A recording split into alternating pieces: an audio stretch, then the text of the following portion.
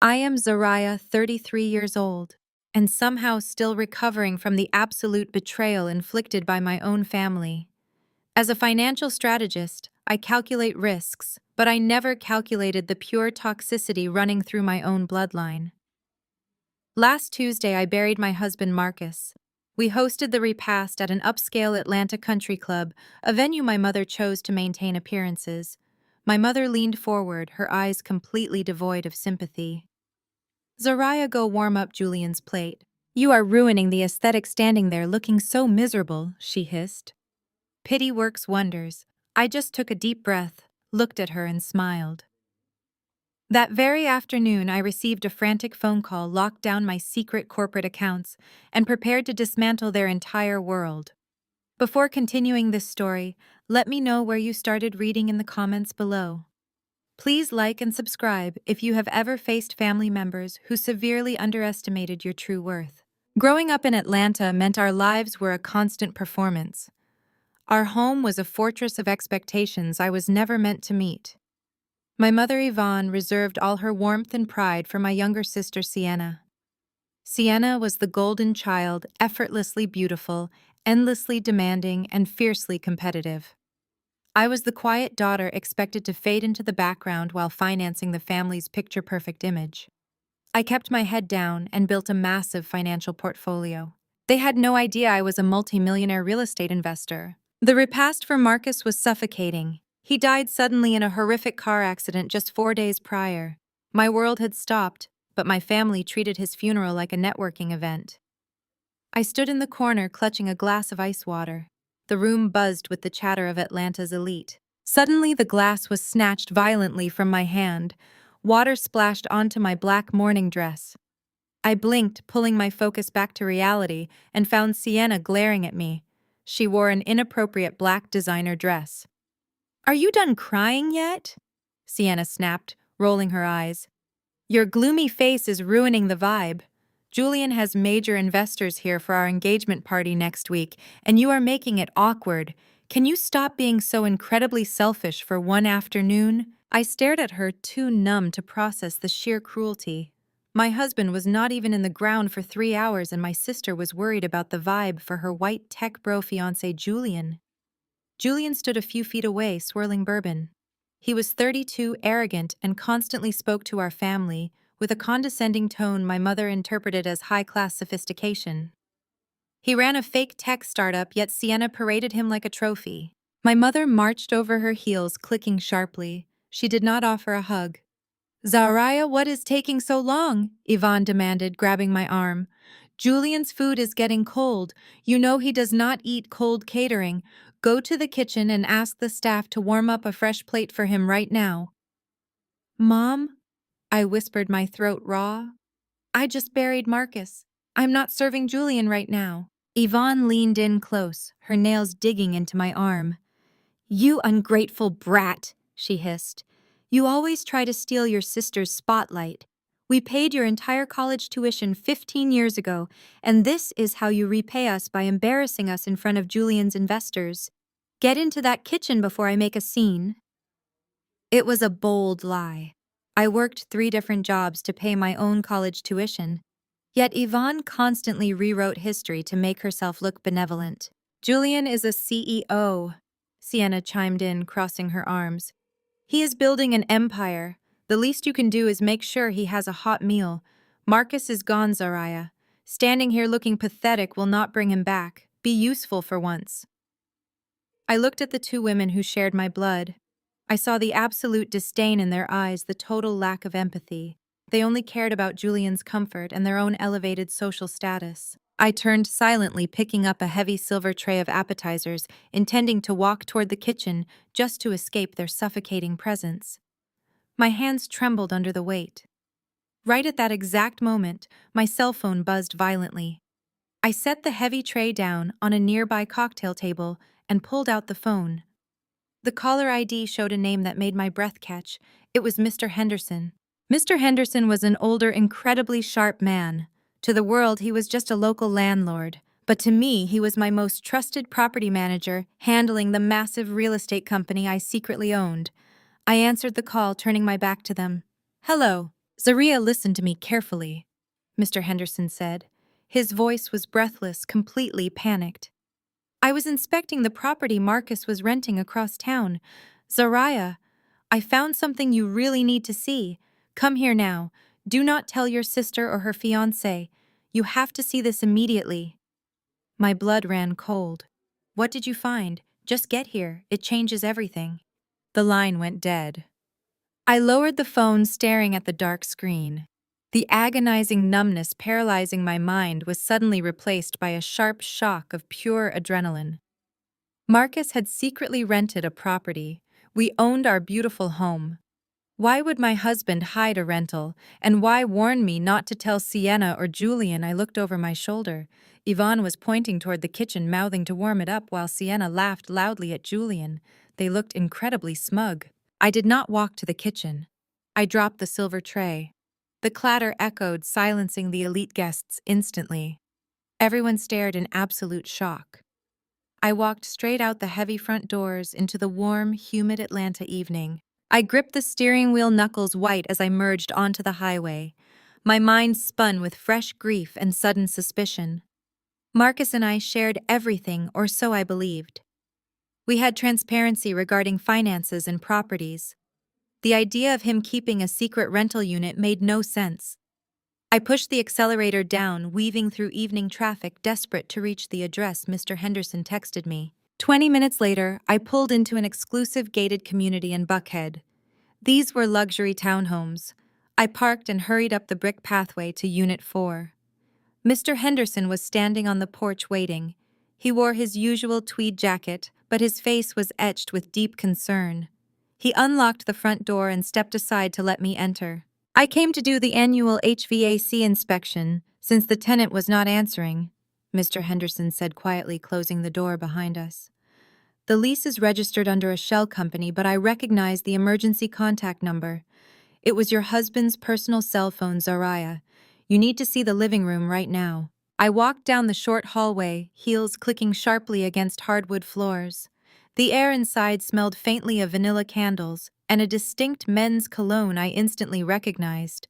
It was Marcus's signature scent. My heart hammered violently against my ribs. I stepped into the sprawling living room and the breath was knocked out of my lungs. This was not a storage unit or a hidden office. It was a fully furnished, meticulously decorated love nest.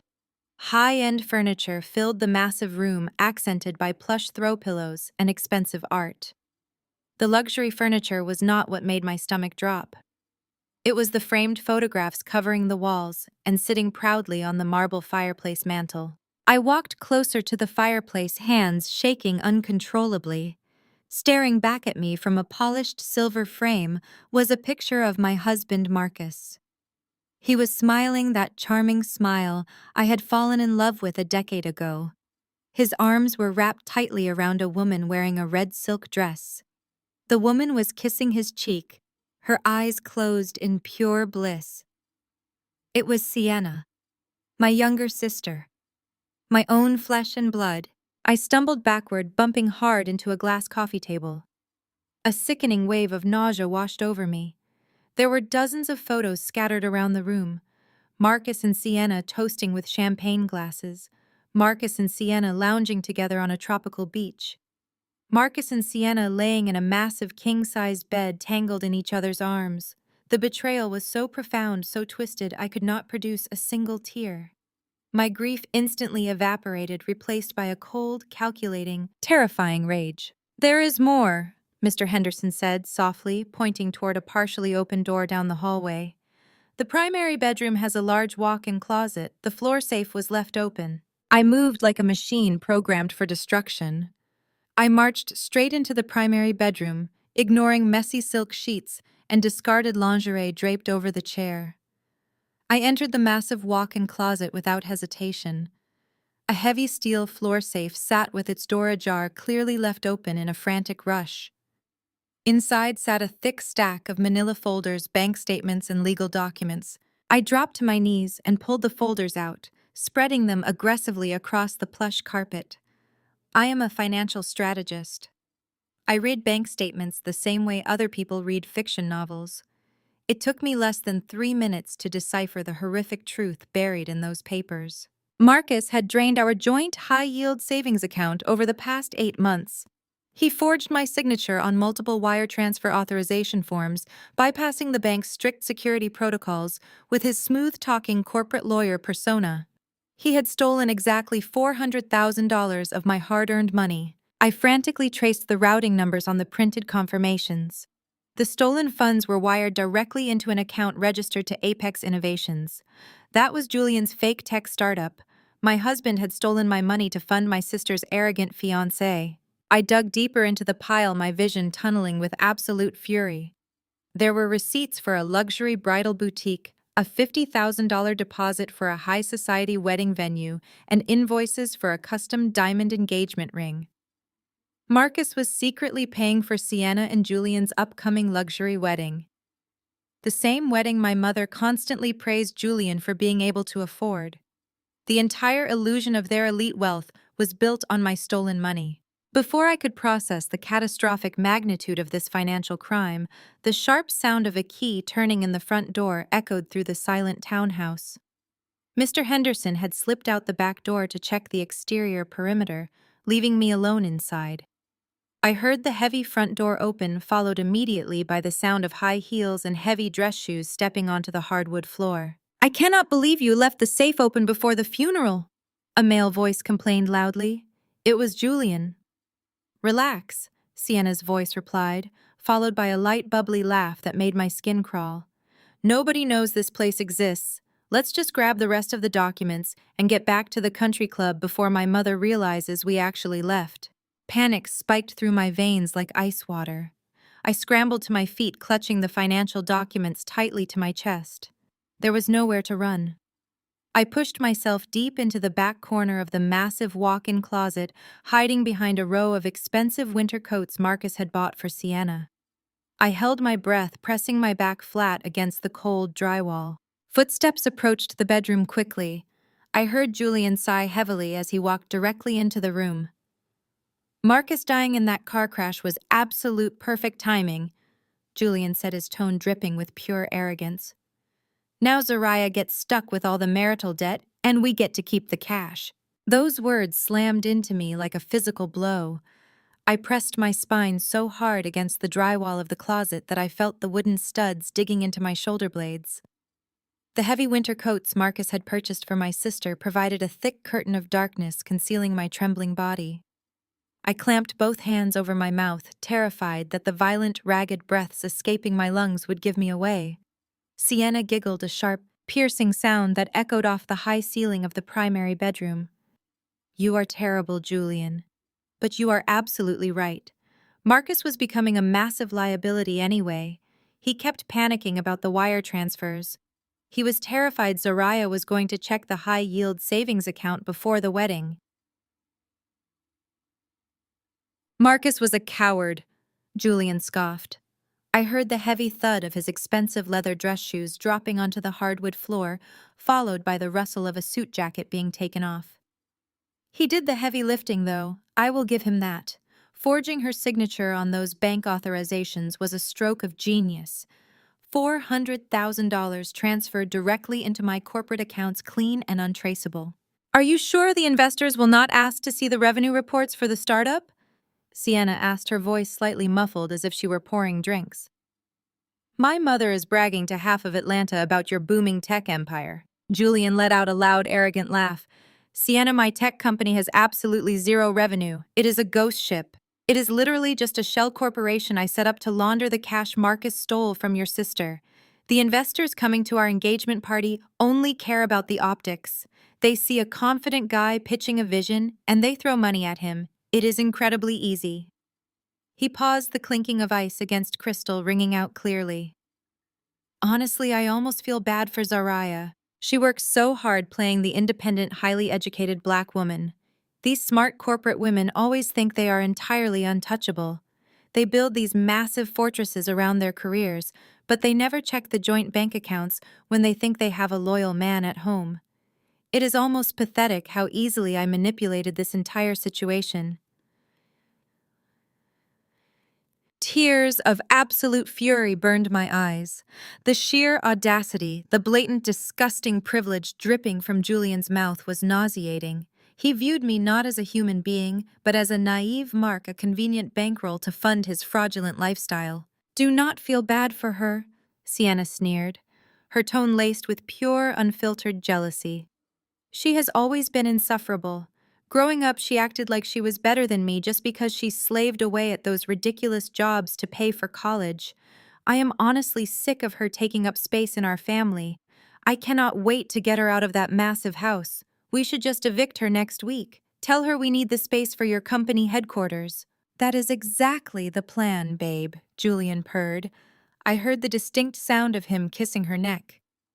Once we have the house, we sell it, merge the profits with the laundered cash, and buy the Apex block downtown. We will be absolutely untouchable. My hand stopped shaking.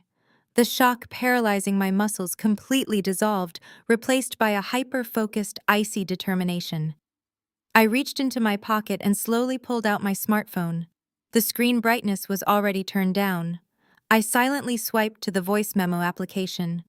With a steady, deliberate motion, I tapped the bright red record button. I captured every single word.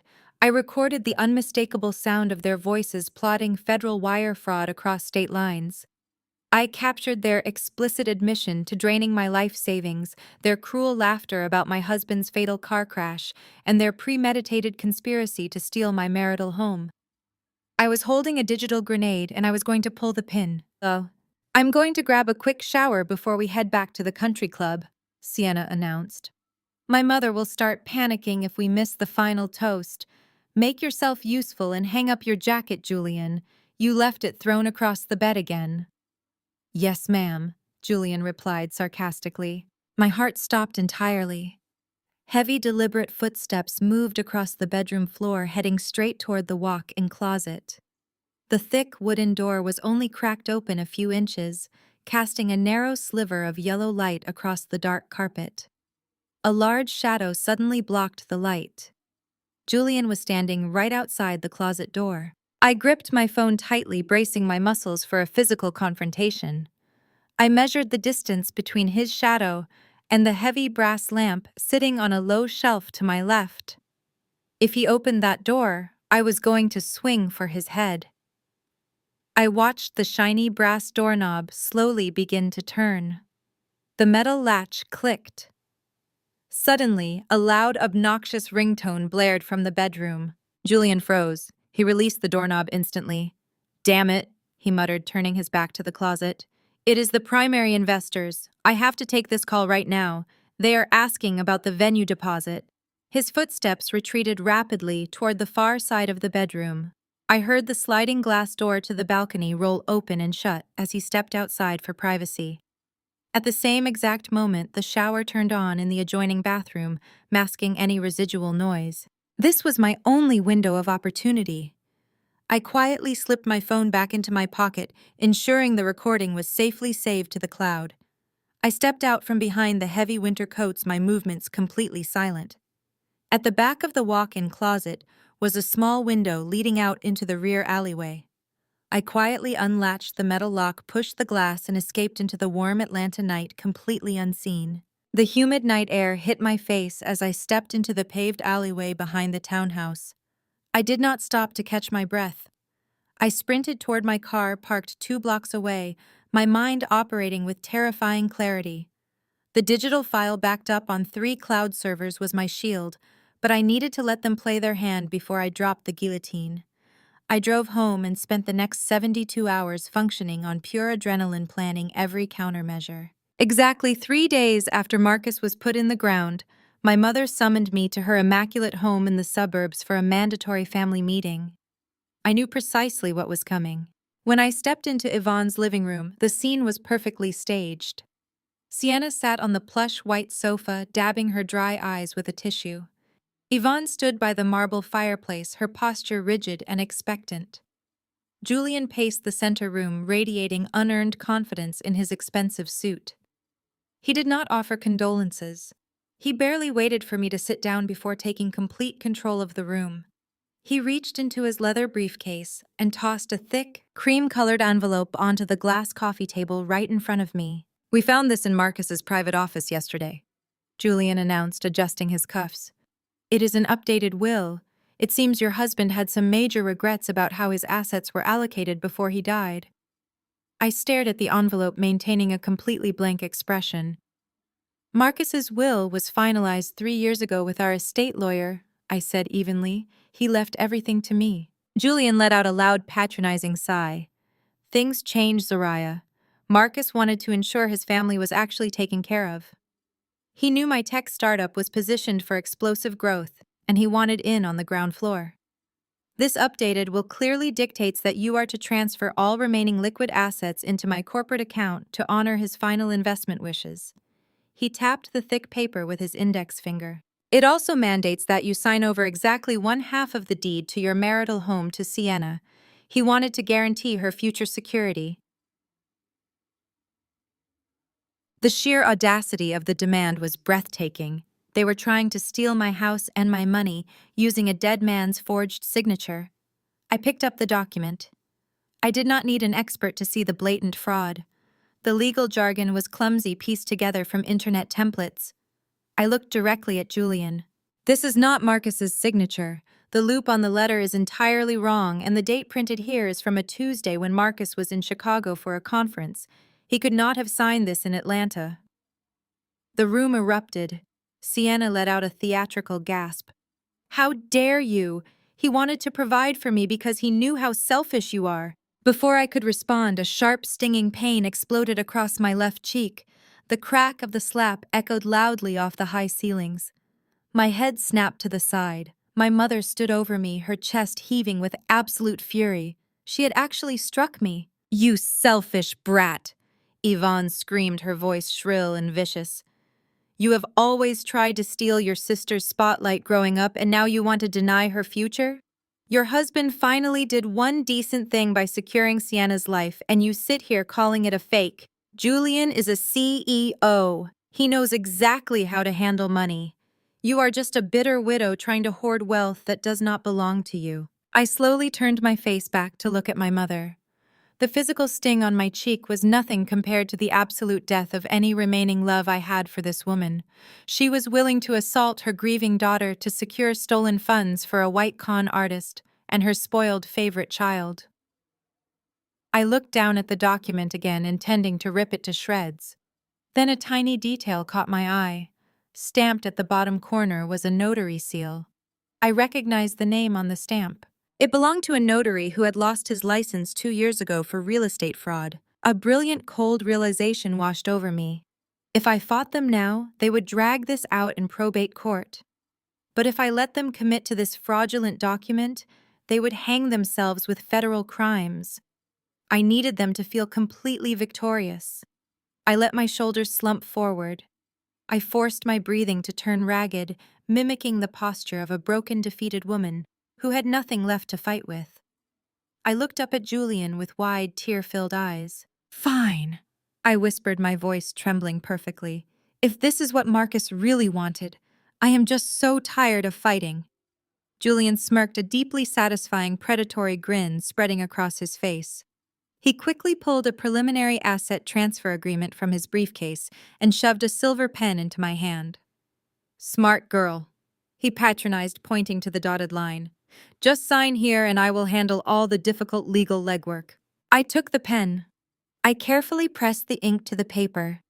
I did not sign my legal name.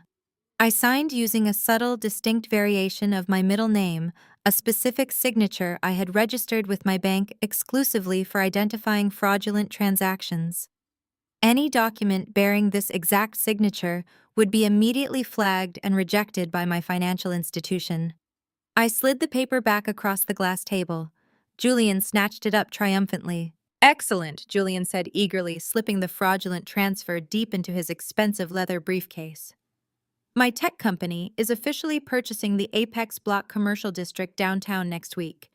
I'm going to explicitly need you to pack up and vacate the house by Friday. I am converting your living room into my temporary corporate headquarters right away." The following morning, the heavy Atlanta humidity settled over the sprawling manicured lawn of my marital home. I stood in the center of the massive living room surrounded by cardboard boxes.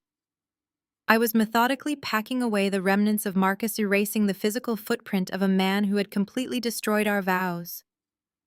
The air inside the house felt thick, but my mind was operating with razor-sharp precision. I knew Julian would not wait long to assert his stolen authority. Men like him, fueled by unearned privilege and fake corporate bravado, simply lacked the discipline for patience. Right on cue, the sharp chime of my front doorbell shattered the quiet morning. Through the sheer linen curtains of the front window, I spotted a sleek silver Porsche Panamera illegally parked across my driveway. It was Julian's luxury vehicle, a car heavily financed by the $400,000 stolen from my personal savings account. I unlocked the heavy oak door and pulled it open. Julian stood on my front porch wearing a tailored navy suit holding a sleek leather folio. He did not bother offering a greeting. He looked past me, his eyes scanning the vaulted ceilings and the expensive custom artwork decorating the foyer, mentally taking inventory of a space he falsely believed he now owned. "Good morning, Zariah," Julian said, his tone dripping with fake corporate politeness. He did not wait for an invitation. He stepped right over the threshold, forcing me to take a step back into my own entryway. "I see you have already started packing. That is incredibly proactive of you. It will definitely make this transition much smoother for everyone involved." I folded my arms across my chest, maintaining a completely neutral expression. "What do you want, Julian?" He reached into his expensive leather folio and pulled out a crisp white envelope. He pressed it directly against my chest, forcing me to take it. "This is a formal 30-day notice of eviction. As the newly designated legal executor of Marcus's estate and the primary beneficiary of his updated financial directives, I am officially seizing this property on behalf of my corporation." I looked down at the envelope but did not open it. I knew exactly what kind of fraudulent garbage was printed inside. "You are trying to evict a grieving widow from her own home less than a week after her husband's funeral." Julian let out a short, patronizing laugh. He leaned against my entryway console table, completely unbothered by the cruelty of his actions. "Let us drop the grieving widow act, Zariah. We both know Marcus was planning to leave you anyway. You just were not a supportive wife. Sienna is the kind of woman who actually understands how to stand behind a powerful man. My tech startup is experiencing explosive, unprecedented growth this quarter. We are rapidly expanding our operations, and I urgently need this house to serve as my temporary corporate headquarters while my permanent offices are being finalized downtown." I stared at him, observing the sheer magnitude of his delusion. "You want to turn my living room into a temporary office space for a tech company that does not actually produce any software?" Julian's jaw tightened for a fraction of a second, his ego flashing hot. "You simply lack the business acumen to understand high-level tech acquisitions. You have always been a small-minded financial analyst. I am operating on a billionaire's trajectory. In fact, by the end of next week, my firm is officially purchasing the Apex block. I am sure even you have heard of it." My heart skipped a beat, but my face remained an icy, impenetrable mask. The Apex block was the most coveted, highly profitable commercial real estate district in the heart of downtown Atlanta. "Apex block is a massive commercial hub," I said quietly, playing right into his arrogant trap. "That requires millions in liquid capital to secure. You cannot possibly afford that kind of premium real estate." Julian smirked, thoroughly enjoying what he perceived as my total financial ignorance. He adjusted his expensive silk tie. "I have private investors lining up to throw cash at my vision. Plus, thanks to Marcus's very generous newly discovered investment contributions, my corporate accounts are overflowing. Buying the Apex block is going to permanently cement my status as one of the most powerful developers in this entire state. You should honestly be thanking me for allowing Marcus's money to be part of something so historically significant." He stepped closer, invading my personal space, trying to physically intimidate me with his height. "You have exactly 30 days to remove your personal belongings from these premises. If you attempt to damage any of the fixtures Or if you try to drag this out in some pathetic, prolonged legal battle, I will personally ensure you are bankrupted by court fees. My lawyers will completely destroy you. Do not test me, Zariah. You are out of your league. I did not shed a single tear. I did not raise my voice, and I did not flinch. I looked straight into his pale blue eyes and let the silence stretch out between us until it became heavy and uncomfortable. I wanted him to remember this exact moment later. I wanted him to remember the absolute stillness of the woman he thought he had broken. I understand completely, Julian. I said, my voice barely above a whisper. I will not cause any problems for your new empire. Julian smiled a vicious, victorious expression. I'm glad we understand each other. Have a wonderful day, Zariah. Enjoy packing. He turned around, strutted out of my front door, and walked back down the brick pathway to his silver Porsche. I stood perfectly still on the porch, watching as he slid into the driver's seat. The engine roared to life, and the luxury car reversed quickly out of my driveway, speeding off down the quiet suburban street. The second his taillights disappeared around the corner, my icy demeanor dissolved into pure, calculated action. I reached into the back pocket of my jeans and pulled out my smartphone. I opened my encrypted messaging application and selected Mr. Henderson's contact name. My fingers flew across the digital keyboard with absolute certainty. The time for hiding was over. It was time to systematically dismantle Julian's fake corporate fortress and drag my mother and sister down with him. I typed a single decisive command. Initiate Phase 1. Lock down all the LLC assets immediately. I hit send. The digital checkmark appeared on the screen confirming the message was delivered. The trap was now officially permanently set, and Julian had just walked right into the center of the cage. 30 minutes after Julian sped away from my driveway, I grabbed my purse and keys. Locking down the corporate LLC was only the first step. I still needed to secure my personal checking and secondary savings accounts, the ones Marcus had not managed to drain completely. I drove directly to the main branch of my bank in downtown Atlanta. The midday sun beat down on the pavement as I pushed through the heavy glass doors of the financial institution. I approached the teller counter, presenting my platinum identification card and requesting an immediate freeze on all joint and individual assets listed under my name. The teller, a young woman with a nervous disposition, typed my information into her computer. Her fingers suddenly stopped moving. She glanced at the screen, then up at me with a panicked expression. She mumbled an apology, stood up, and hurried to a glass-enclosed office in the back. 5 minutes later, the branch manager walked out. His name tag read, Richard Sterling. He was a white man wearing a tailored gray suit, carrying himself with an air of authority. He did not invite me into his private office. Instead, he approached the public counter holding a thin file folder. He looked at me with a mixture of suspicion and thinly veiled condescension. Mrs. Brooks, he began, using Marcus's last name instead of my maiden name, which I maintained on the accounts. I am afraid we have a highly complicated situation regarding your financial portfolio.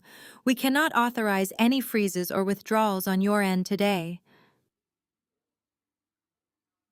I kept my posture perfectly straight. I am the primary account holder. My husband is deceased. I am legally requesting a total lockdown on my personal accounts to prevent unauthorized access. What exactly is the complication? Mr. Sterling sighed, leaning against the counter in a way that felt deliberately patronizing. A gentleman was here less than an hour ago, Mr. Julian Vance. He presented official documentation, including a recently updated last will and testament, appointing his corporation as the legal executor of your late husband's estate. He also provided sworn affidavits indicating that there are ongoing discrepancies regarding missing funds. Mr. Vance requested a temporary administrative hold on all connected accounts to prevent any potential embezzlement while the probate process is initiated. My blood boiled, but my face remained an unreadable mask. Julian had driven from my house to the bank using that forged will to lock me out of my money. Mr. Sterling, the document Julian presented to you is a fraudulent forgery. He is not the executor of my husband's estate, and he has absolutely zero legal authority over my personal finances. If you look at the signature on the document he provided, you will immediately see it does not match Marcus's verified signature on file. The manager offered a tight, unsympathetic smile. Mr. Vance is the CEO of a highly respected tech firm, ma'am. He provided extensive corporate documentation that strongly supports his executor status. We have to follow protocol to protect the integrity of the estate. Frankly, given the emotional distress naturally associated with your recent widowhood, we must defer to the official corporate executor until a probate judge rules otherwise. I highly suggest you go home and let the legal process run its course. He was treating me like an unstable, grieving black woman while treating Julian like a pillar of corporate credibility. He favored the arrogant white man over the actual account holder standing in front of him. I did not raise my voice. I did not slam my fists on the counter. I knew causing a scene in the bank lobby would only give Julian more ammunition to claim I was emotionally erratic. I simply looked at Mr. Sterling, memorizing his face.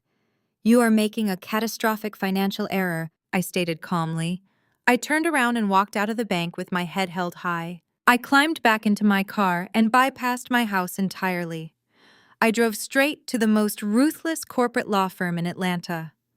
Diane Chambers was a senior partner, a legal shark who specialized in high-stakes corporate litigation and financial recovery. Her corner office featured floor-to-ceiling windows overlooking the city skyline, a physical representation of her absolute power. Diane sat behind a massive mahogany desk, her sharp eyes assessing me as I walked in. I did not waste time with pleasantries or tears. I sat in the leather chair opposite her desk and pulled out my smartphone. My husband forged my signature to drain $400,000 from my savings. He funneled it into my sister's fiancé's tech startup. My husband died last week. The fiancé just tried to evict me using a forged will, and he successfully froze my remaining bank accounts an hour ago. I explained concisely. Diane raised a single perfectly sculpted eyebrow. Before she could ask for proof, I opened my voice memo application. I set the phone on her mahogany desk and pressed play on the recording I had taken while hiding inside the walk-in closet. The crisp audio filled the quiet office. Julian's arrogant voice echoed clearly, bragging about the zero-revenue shell corporation, the forged bank authorizations, and the plan to steal my house to buy the Apex block downtown. Sienna's cruel laughter followed, confirming her complicity in the plot. Diane listened to the entire recording without moving a single muscle. When the audio finished, the silence in the office was deafening. I looked at Diane, waiting for her legal assessment. A slow, vicious smile spread across Diane's face. It was the smile of an apex predator smelling blood in the water. She leaned forward, resting her elbows on the desk, her eyes gleaming with absolute thrill. "Zariah," Diane said softly, "they did not just steal your money. By funneling forged funds into a corporate account to purchase commercial real estate, they committed federal wire fraud across state lines. This is not a local civil dispute anymore. This is a massive federal crime. Let's let them spend a little more before we drop the hammer." Diane's ruthless words echoed in my mind for the next 4 days. I needed to let Julian and Sienna believe they had completely destroyed me. I needed them to become intoxicated by their own stolen wealth. The perfect opportunity to play my part arrived on the morning of their lavish engagement party. The event was being held on a massive, privately chartered yacht docked at Lake Lanier just north of Atlanta. My phone rang at dawn. It was my mother, Yvonne. She did not call to ask how my first week as a widow was going. She called with a sharp, uncompromising demand. "Zariah, one of the event staffing agencies, messed up the personnel roster." Yvonne snapped over the phone, her voice frantic with social anxiety. "We are short a coat check attendant for the VIP deck. Since Julian had to step in and freeze your bank accounts to protect the family assets, you are officially broke. You need to make yourself useful and earn your keep. Get down to the marina, put on a plain black dress and stand by the coat room. Do not mingle with the guests, and absolutely do not embarrass us." A month ago, I would have hung up the phone. Today, I simply replied, "I will be there, Mom." Playing the destitute, obedient widow gave me unrestricted access to the most secure areas of their luxury event. I arrived at the marina wearing a modest, unbranded black dress, pulling my hair back into a severe tight bun. The yacht was an absurd, sickening display of stolen money. Floral arches cascaded over the polished mahogany decks, and towering crystal champagne fountains sparkled under the bright afternoon sun. Every single extravagant detail was funded by the $400,000 Marcus had drained from my personal savings. I took my assigned position in the dimly lit cloakroom near the lower deck cabins. For the first 2 hours, I quietly accepted expensive blazers and silk shawls from Atlanta's elite. I watched from the shadows as my mother paraded around the upper deck, sipping vintage champagne and boasting loudly about Julian's skyrocketing tech empire. Sienna floated through the crowd in a custom white silk gown, acting as if she were a royal princess, gracing the peasants with her presence. Then Julian descended the grand staircase with a group of older, wealthy white investors. They were the primary financial backers for his shell company. Julian held a tumbler of expensive whiskey, his face flushed with the arrogance of a man who believed he was entirely untouchable. They paused just outside the coat room, completely ignoring my presence in the shadows. "The yacht is spectacular, Julian." One of the investors, a man with silver hair and a tailored suit, chuckled. "Your startup must be generating incredible margins to fund this kind of luxury lifestyle so quickly." Julian smirked, swirling the amber liquid in his glass. "It is all about aggressive market positioning, gentlemen. You have to take what is yours." He turned his head and finally noticed me standing behind the brass counter. A nasty, condescending smile spread across his face. He leaned in closer to his investors, lowering his voice just enough to make it conspiratorial, but loud enough for me to hear every single word. "Case in point, take a look at the domestic help," Julian said, gesturing casually toward me with his whiskey glass. "That is actually my fiancée's older sister. Marcus, the guy who just died in that crash, married her. He always had this bizarre savior complex for aggressive, independent black women who think they belong in the corporate boardroom. Look at her now. Without a man to finance her life, she is right back where she belongs, taking our coats. It is a sobering reminder that some people are just genetically predisposed to manual labor." The investors chuckled uncomfortably, exchanging knowing, racially coded glances. My knuckles turned stark white as I gripped the edge of the wooden counter. The blatant racism, the sheer unapologetic audacity of his white privilege made my blood boil in my veins. He was funding his entire existence with my intellect, my labor, and my money. Yet he stood there reducing me to a racist stereotype. I forced my face to remain perfectly blank. I looked down, submissively organizing a row of wooden hangers. I let him revel in his false sense of superiority. The investors eventually moved back up to the main deck, but Julian did not follow them. He checked his heavy gold Rolex, glanced nervously down the quiet hallway, and slipped into one of the private VIP cabins marked "Authorized Personnel Only." The heavy mahogany door clicked shut behind him. My instincts as a financial investigator flared instantly. I abandoned my post at the coat check and moved silently down the plush, carpeted hallway. The private cabin had a small slatted ventilation vent built into the bottom of the door for the maritime air conditioning system.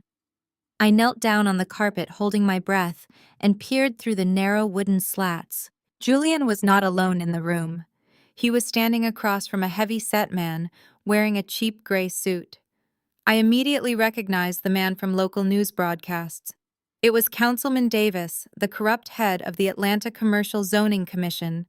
He was the official holding the keys to the Apex Block development project.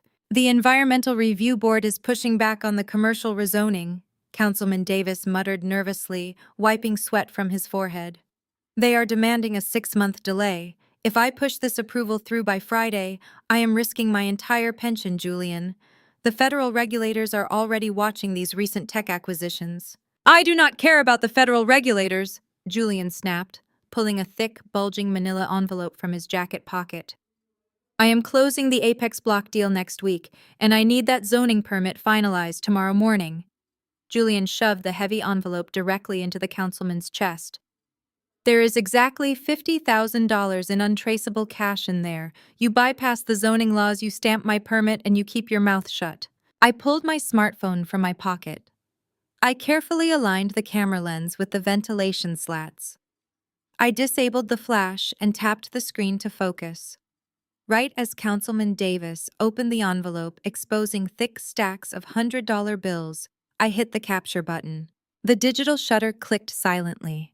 I watched as Councilman Davis quickly shoved the envelope of cash into his suit jacket. Julian offered him a sharp nod before turning toward the door. I scrambled backward, my heart hammering a frantic rhythm against my ribs. I flew down the hallway, sliding behind the brass counter of the coat check just seconds before Julian emerged. He adjusted his tie, looking smug, completely unaware that I had just captured the exact moment he committed a federal felony. I immediately uploaded the high-resolution photograph to my encrypted cloud server and forwarded a copy straight to Diane. My lawyer replied within 30 seconds with a single word: checkmate. The yacht's horn blew a deep note signaling the guests to gather on the upper deck for the main toast. My mother marched past the coat room, snapping her fingers. She demanded I bring up a tray of fresh champagne flutes. I picked up a silver tray, balancing the crystal glasses, and climbed the grand staircase. The upper deck was bathed in the warm light of the late afternoon sun. Sienna stood at the center of the crowd, clinging to Julian's arm. She was wearing a custom, brilliant white silk dress. I recognized the designer instantly. It was a $10,000 gown purchased directly with the money Marcus had drained from my personal savings account. My stolen wealth draped across her body. Julian tapped his champagne flute, demanding silence from the wealthy crowd. He wrapped his free arm around Sienna's waist and smiled. "Thank you all for being here today to celebrate our future," Julian announced, his voice booming over the lake waves. "We are building an empire with Apex innovations, but today is about family." His pale blue eyes scanned the deck and locked directly onto me. I was standing near the edge of the crowd, wearing my plain black dress, holding the serving tray. A malicious glint sparked in his eyes. "In fact, I want to offer a specific toast," Julian continued, raising his glass higher. "I want to toast to the woman standing right over there, my future sister-in-law, Zariah. She recently lost her husband, but her loss was actually our greatest gain. Let us all raise a glass to the widow who gave us absolutely everything. Without her contributions, none of this luxury would be possible today." The crowd murmured, sensing the cruel tension in his words, but they politely raised their glasses anyway. Sienna threw her head back and laughed loudly, a vicious mocking sound that cut through the humid air. She looked at me with pure disdain, reveling in my public humiliation. My mother Yvonne stood nearby, smiling proudly at Julian. They thought I was a broken, penniless servant standing in their kingdom. They thought wrong. I set the silver tray of champagne down on a nearby table. Next to it sat a massive goblet filled to the brim with dark red wine. I wrapped my fingers around the crystal stem. I did not break eye contact with Julian or Sienna as I began walking straight through the crowd of elite investors. The guests parted slightly, sensing the cold energy radiating from my posture. Sienna stopped laughing. Her smug expression faltered as I approached. "What do you think you are doing?" Sienna hissed, stepping slightly behind Julian. "Get back to the coat room right now." I took 2 deliberate steps forward. As I reached the space right in front of them, I purposefully hooked my own shoe around the leg of a heavy cocktail table. I let my body pitch forward violently. I threw my arm out, completely sacrificing my own balance to ensure the trajectory was absolutely perfect. The massive goblet tipped forward. A dark crimson wave of red wine exploded out of the glass. The dark liquid splashed directly onto the center of Sienna's chest, soaking instantly into the pristine $10,000 white silk. The entire upper deck erupted in chaos. Sienna let out a feral, ear-piercing scream. She looked down at her ruined designer dress, her hands hovering over the massive, dripping red stain covering her torso. "My dress! You ruined my custom dress, you clumsy, stupid woman!" she shrieked, her face turning an ugly, blotchy red. Julian grabbed my arm, roughly yanking me backward. "What is wrong with you?" he shouted, his corporate facade completely shattering. Before I could steady myself, my mother lunged forward from the crowd. Yvonne shoved me hard in the chest with both hands. I stumbled backward, hitting the wooden railing of the yacht. "You jealous, pathetic failure!" Yvonne screamed, spittle flying from her lips. "You could not stand to see your sister happy. You have nothing, so you want to destroy everything she has. Security. Get this useless trash off this boat right now." Two burly security guards in dark suits rushed forward. They grabbed me by both arms, their grips painfully tight. They did not give me a chance to speak. They physically dragged me away from the screaming bride and the furious crowd, hauling me down the grand staircase and pushing me roughly toward the exit gangway. I did not fight the guards. I walked down the steep metal ramp, leaving the chaotic shouting of my family behind on the luxury yacht. The warm wood of the marina dock met my shoes. I took a deep breath, straightening my plain black dress. I looked up, ready to walk to my car. Standing directly at the end of the wooden dock, waiting right where the gangway met the shore, were two uniformed police officers. They stood with their hands resting on their utility belts, their expressions deadly serious. The taller officer stepped forward, pulling a pair of heavy steel handcuffs from his belt. Julian had not just humiliated me. He had used the forged documents to file immediate criminal charges against me, claiming I was a disgruntled thief. They were here to arrest me. The taller police officer stepped forward, heavy steel handcuffs glinting under the harsh security lights. He demanded my identification, stating Julian had filed an emergency injunction and formal criminal complaint. I was being charged with assault for the wine incident and investigated for embezzling $400,000 from my husband's estate. Julian had moved with terrifying speed, weaponizing the local legal system to paint me as a desperate thief. I did not panic, nor did I offer my wrists. I calmly reached into my clutch and pulled out two items. First, I handed the officer the business card of my corporate attorney, Diane. Second, I handed him a sealed manila envelope bearing an official federal watermark. The officer frowned, taking the envelope and breaking the seal. He pulled out a preliminary dossier compiled by the Cybercrime Division of the FBI. His eyes scanned the first page, his authoritative posture faltering instantly. "I think you are actually looking for the man currently drinking champagne on that yacht," I said, my voice perfectly level. "My lawyer is expecting your call, and the federal agent listed on that document is currently monitoring the suspect's financial accounts. You can arrest me for spilling wine, but interfering with an active federal wire fraud sting might ruin your career." The two officers exchanged a long, uneasy glance. The taller one stepped back, slipping the handcuffs into his belt. He explained that while the federal investigation was active, the FBI needed more time. They needed Julian to make one last illegal wire transfer to unequivocally prove his shell company was a fraudulent money laundering operation. Until federal agents were ready to drop the hammer, local police could not detain Julian and had to process the civil complaints against me. They let me walk away with a formal citation. I needed to buy the FBI more time. I needed to delay Julian and inflate his ego so massively that he would make that final fatal financial mistake. By the next morning, Julian's ruthless strategy hit the Atlanta business scene like a shockwave. He leaked the civil litigation directly to the local press. Financial newsletters featured sensationalized headlines about Marcus's grieving widow embezzling $400,000 from his estate. Julian completely flipped the script, presenting himself as the noble, wealthy tech CEO, trying to protect his fiancée's family from a greedy sister. He explicitly used his white privilege and corporate buzzwords to paint me as a volatile, financially illiterate woman who had stolen money out of pure spite. My phone vibrated endlessly with alerts.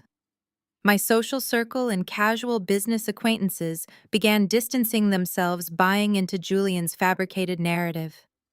He wanted to isolate me entirely, believing that public humiliation would force me into submission. I sat at my kitchen island sipping coffee, watching digital articles populate my screen. I did not shed a tear over my ruined public reputation. I knew the truth, and I knew exactly how this narrative would violently reverse when the trap finally snapped shut. My phone rang sharply, cutting through the silence of my kitchen. The caller ID displayed my mother's name. I answered the call, placing the phone flat on the marble counter on speaker mode. "You have completely destroyed this family, Zariah," Yvonne hissed, her voice vibrating with a terrifying, absolute rage. "Julian's investors were horrified last night. You humiliated your sister on the most important day of her life, and now the entire city knows you are a common thief who stole from your own dead husband. You are an absolute disgrace." "Mom, Julian is the one who stole that money," I replied, testing the waters to see exactly how deep her delusion ran. "He forged my signature. He is using Marcus's death to fund his fake company." "Do not dare lie to me!" Yvonne screamed, her voice echoing loudly through the speaker. "Julian is a highly successful executive. He showed us the bank statements and transfer logs.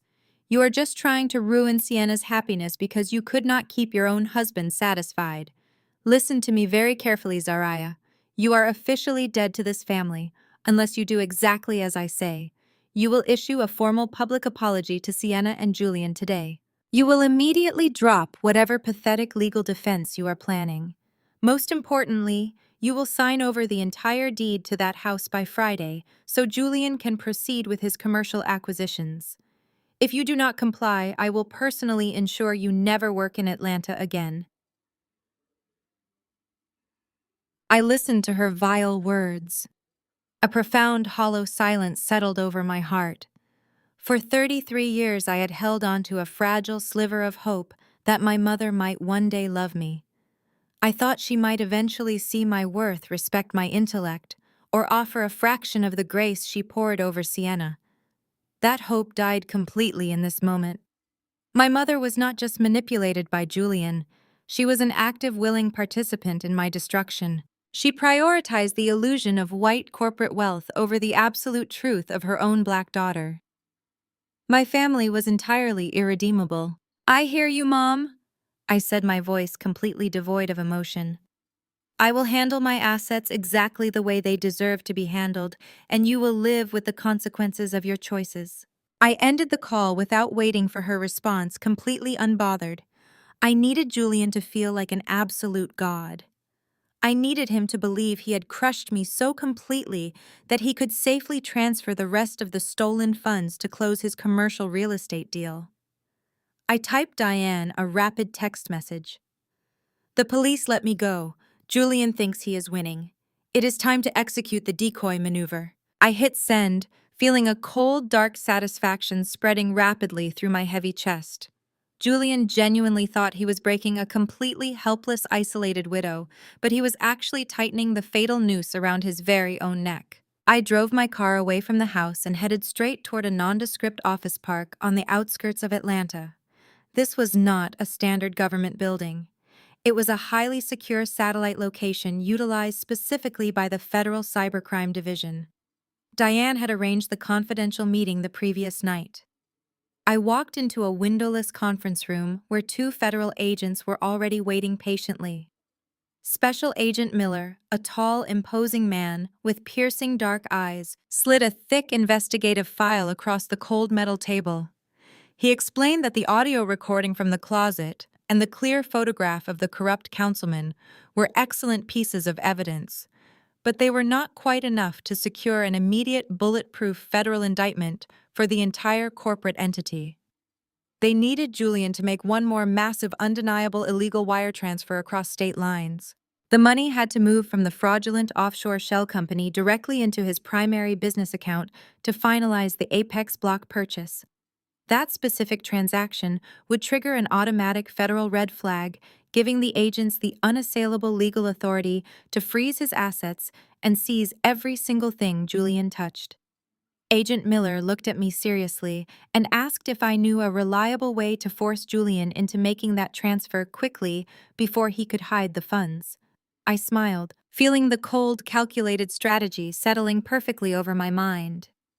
I told him Julian was driven entirely by his own arrogant, fragile white ego. If he believed I was completely bankrupted and utterly destroyed by his lawsuit, he would feel invincible. He would confidently drop all his remaining cautious security protocols and move the cash immediately just to gloat about his absolute victory. The execution of my theatrical performance began the very next morning. I drove my luxury SUV to a high-end dealership located right in the center of the wealthy Buckhead district. I knew for an absolute fact that my mother's elite friends frequented the boutique coffee shop directly across the street from this exact lot. I walked into the showroom and loudly negotiated the immediate cash sale of my vehicle. I made sure my voice carried projecting the desperate, frantic tone of a broken widow who could no longer afford her car payments. Within 2 hours, I handed over the keys and walked out into the heat with a modest check. Next, I took an expensive rideshare down to a prominent jewelry buyer in the downtown Diamond District. I brought in several flashy, expensive-looking pieces of jewelry that were actually high-quality replicas I kept exclusively for international travel. I sold them for a fraction of what the real pieces would cost, visibly wiping fake tears from my eyes as I accepted the stack of cash from the broker. I knew exactly how quickly malicious gossip traveled in my mother's superficial social circles. By the time the sun set over the Atlanta skyline, the entire elite community was whispering about my catastrophic financial downfall. They were calling my mother, telling everyone that Marcus's widow was literally selling her personal belongings just to buy basic groceries. The bait worked with terrifying flawless efficiency. Julian possessed an insatiable hunger for total dominance, and hearing about my public humiliation was the exact catalyst his ego needed. He felt completely untouchable.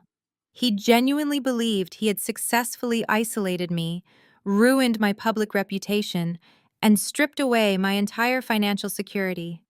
He thought absolutely nobody was watching his accounts, because everyone in his circle was too busy watching my spectacular demise. 2 days after I sold my car, I sat in Diane's corner office staring intensely at a secure laptop screen provided by the federal agents. We watched the digital tracking software monitor the shell company accounts in real time. The tension in the room was suffocating. Suddenly, a massive green notification flashed brightly across the dark screen. Julian had just initiated a wire transfer for $4.5 million. He moved the laundered money from the offshore dummy accounts directly into his primary corporate holding account in Atlanta. He attached a digital memo to the transfer, proudly labeling it as the final closing funds for the Apex Block commercial real estate acquisition.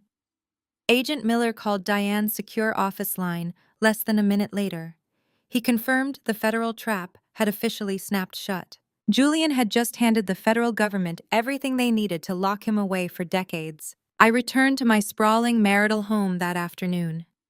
The living room was still filled with taped cardboard boxes, maintaining the perfect physical illusion of my impending eviction. I walked to the front door to check the Daily Mail. Sitting inside the metal box was a thick, oversized envelope made of heavy, expensive cardstock.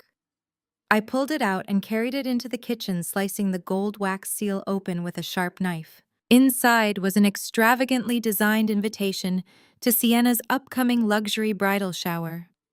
The event was scheduled to take place at the most exclusive, ridiculously expensive rooftop restaurant in the entire city. My sister had spared absolutely no expense using the money she believed Julian had legitimately earned. A crisp piece of white stationery fluttered out of the invitation and landed softly on the marble kitchen island. I picked it up. It was a handwritten note from Sienna, penned in her elegant, looping cursive. "Zariah, I know you are struggling right now," the cruel note read. "But I graciously decided to invite you anyway. Come learn how a real woman secures a powerful man and a luxurious future." I stared at the mocking words for a long moment. I did not throw the invitation away, and I did not feel a single ounce of anger. I simply walked over to my laptop, opened my email, and typed out a polite, enthusiastic response to her event coordinator. I RSVP'd yes to the bridal shower. The elevator doors opened to the rooftop level of the most exclusive restaurant in downtown Atlanta. I stepped out into a blinding display of stolen wealth. Sienna's bridal shower was a sickening masterclass in excess. Massive arches of imported white orchids framed the entire terrace, and crystal chandeliers were temporarily suspended from the glass ceiling, catching the afternoon sun.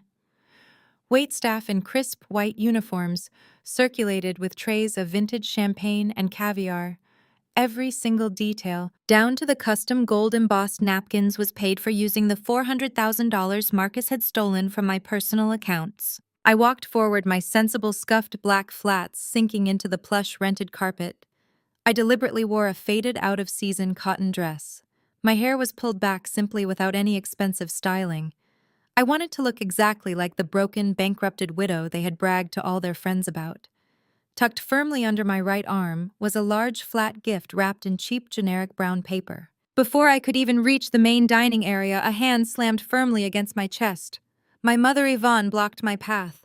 She wore a tailored lavender suit, her face twisted into a mask of pure disgust. "What on earth do you think you are doing here?"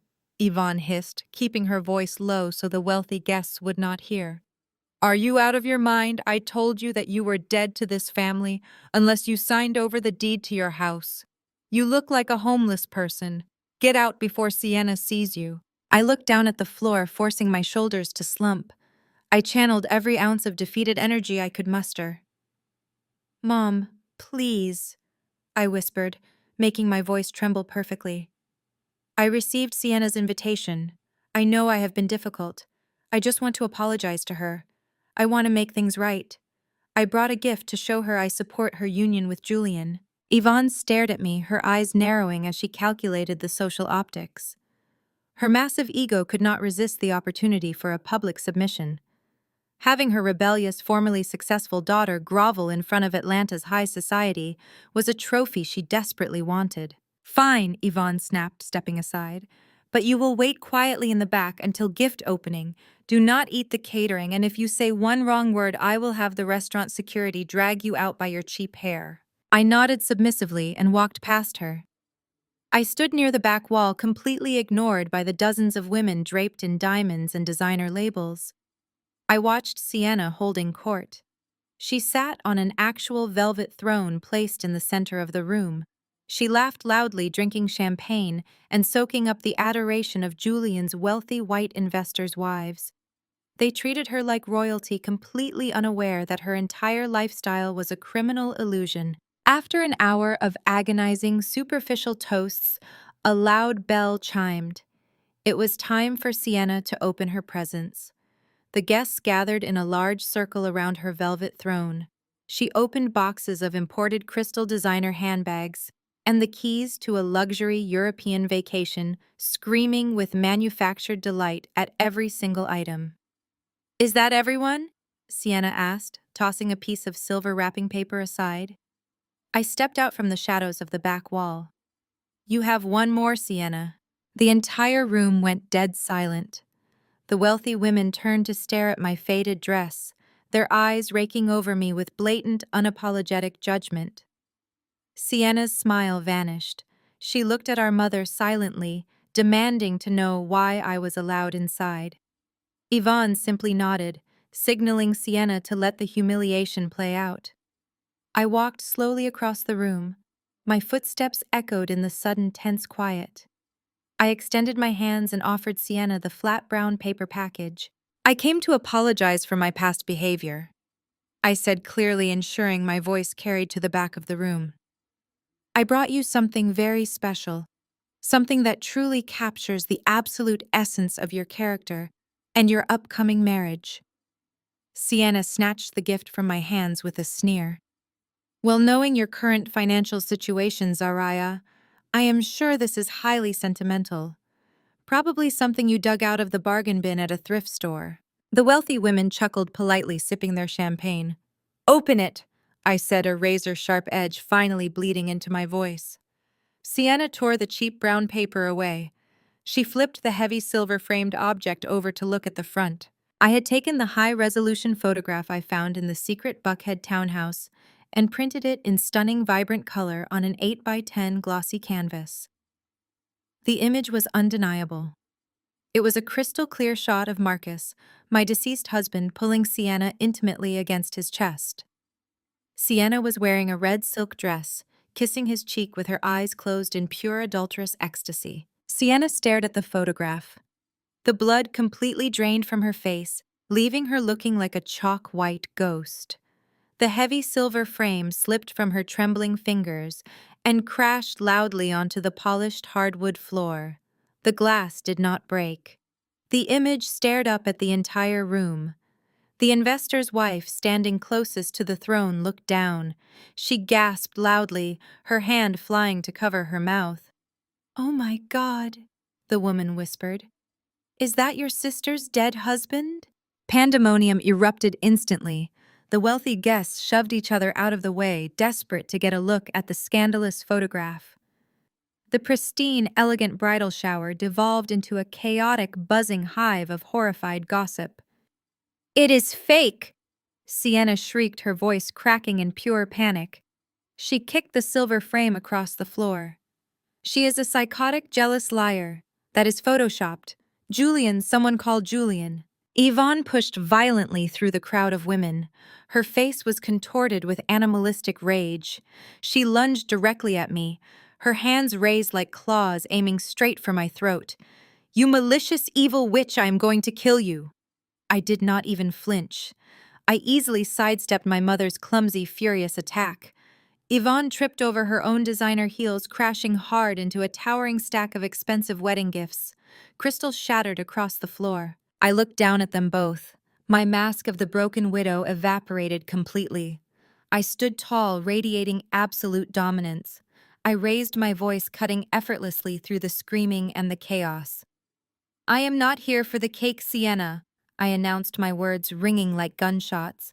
"And I am not here to apologize. I am here to collect my stolen property." Right on cue, a loud, aggressive roar echoed from the street level directly below the rooftop restaurant. 3 heavy-duty industrial tow trucks pulled aggressively into the private valet driveway. Through the massive glass windows, the entire room watched in stunned silence as the tow operators hopped out. They did not hesitate. The heavy steel chains were immediately hooked onto the front axles of Sienna's custom white Mercedes and Julian's sleek silver Porsche.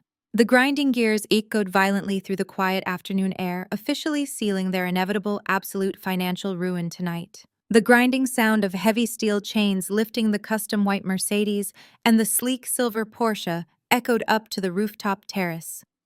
Sienna shrieked, a guttural sound tearing through the stunned silence of her wealthy guests.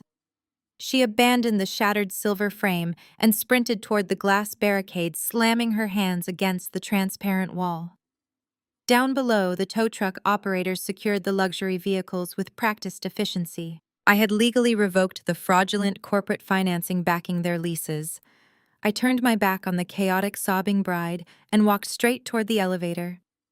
The elite women of Atlanta parted for me, like the Red Sea, their eyes wide with absolute horror and twisted fascination. My mother, still tangled in the ruined pile of expensive wedding gifts, yelled obscenities at my retreating back. I pressed the elevator button, stepped inside the wood-paneled car, and let the doors slide shut, cutting off her vicious insults. Across town, Julian sat in a rented co-working space he pretended was his corporate headquarters. His phone began ringing frantically.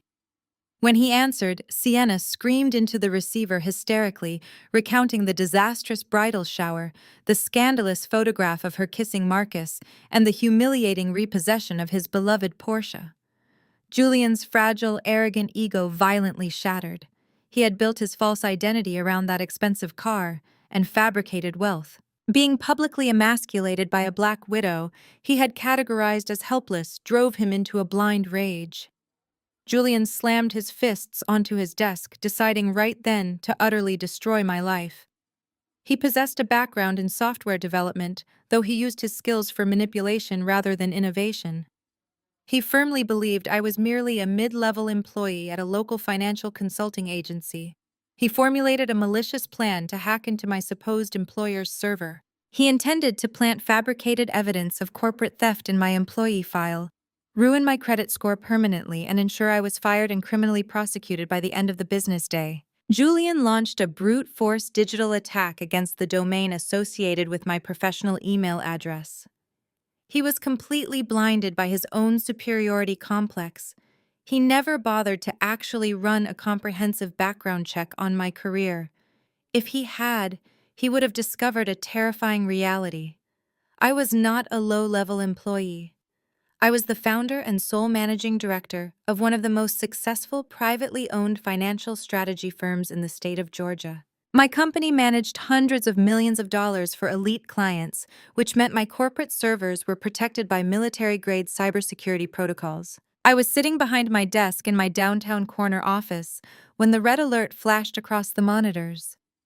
The heavy glass door to my suite opened, and my head of cybersecurity stepped inside. He held a tablet, his expression a mix of professional concern and utter amusement. He informed me that an amateurish, highly aggressive cyber attack was currently hitting our exterior firewalls. The IP address conducting the digital assault belonged to the exact co-working space Julian rented. Julian was actually trying to hack into my multi-million-dollar financial firm using basic, outdated penetration software. Do you want me to block the IP address and alert the federal authorities? My security director asked, his fingers hovering over the glass screen of his tablet. I leaned back in my leather chair, steepling my fingers together. Blocking him would be the standard corporate response, but I did not want to block Julian. I wanted to invite him inside. No, I replied, a slow, calculated smile spreading across my face.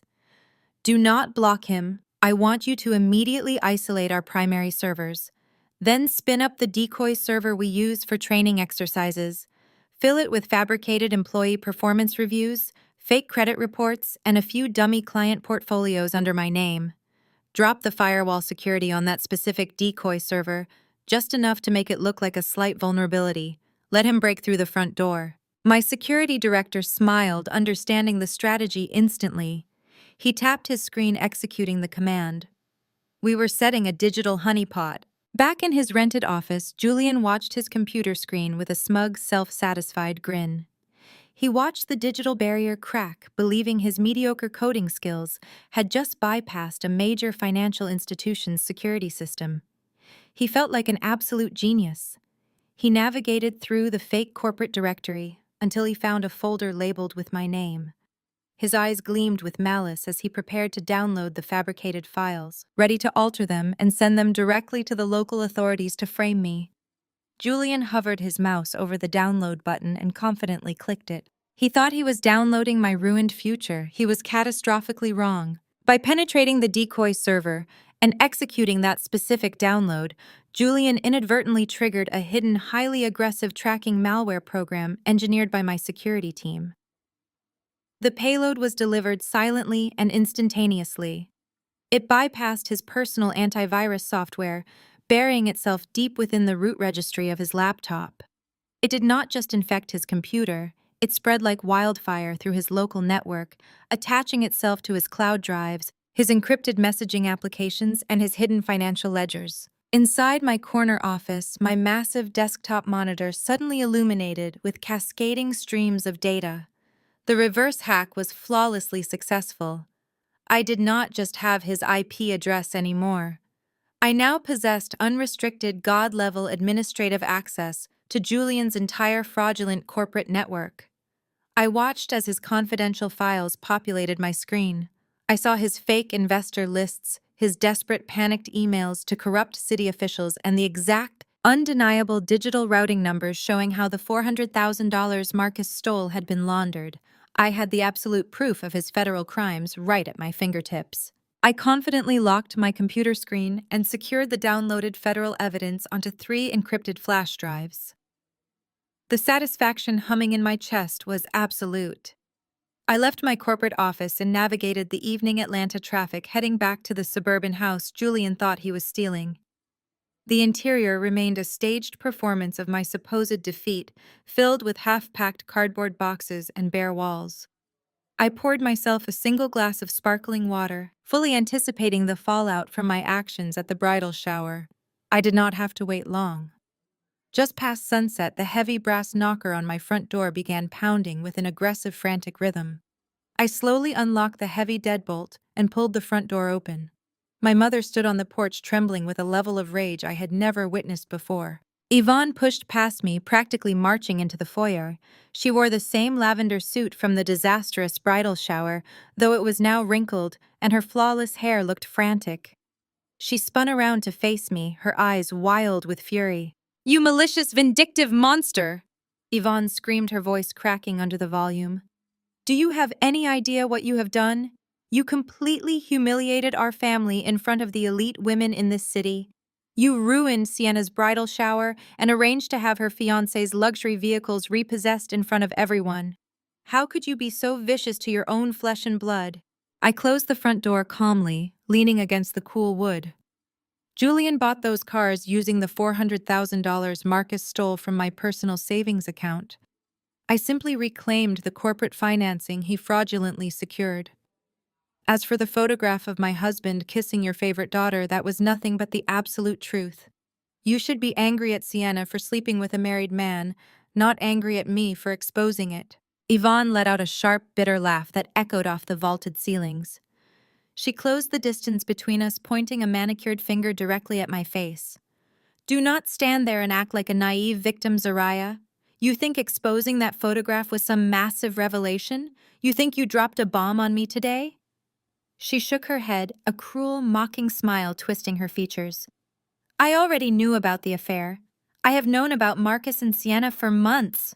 The air in the foyer suddenly felt heavy, suffocating my lungs. My heart stuttered, struggling to process the sheer magnitude of her confession. "You knew my husband was sleeping with my sister and you said absolutely nothing to me. Why would I?" Yvonne snapped, completely devoid of maternal empathy. "Marcus was providing Sienna with the financial backing she needed to establish herself in Julian's social circle. Sienna needs this lifestyle, Zariah.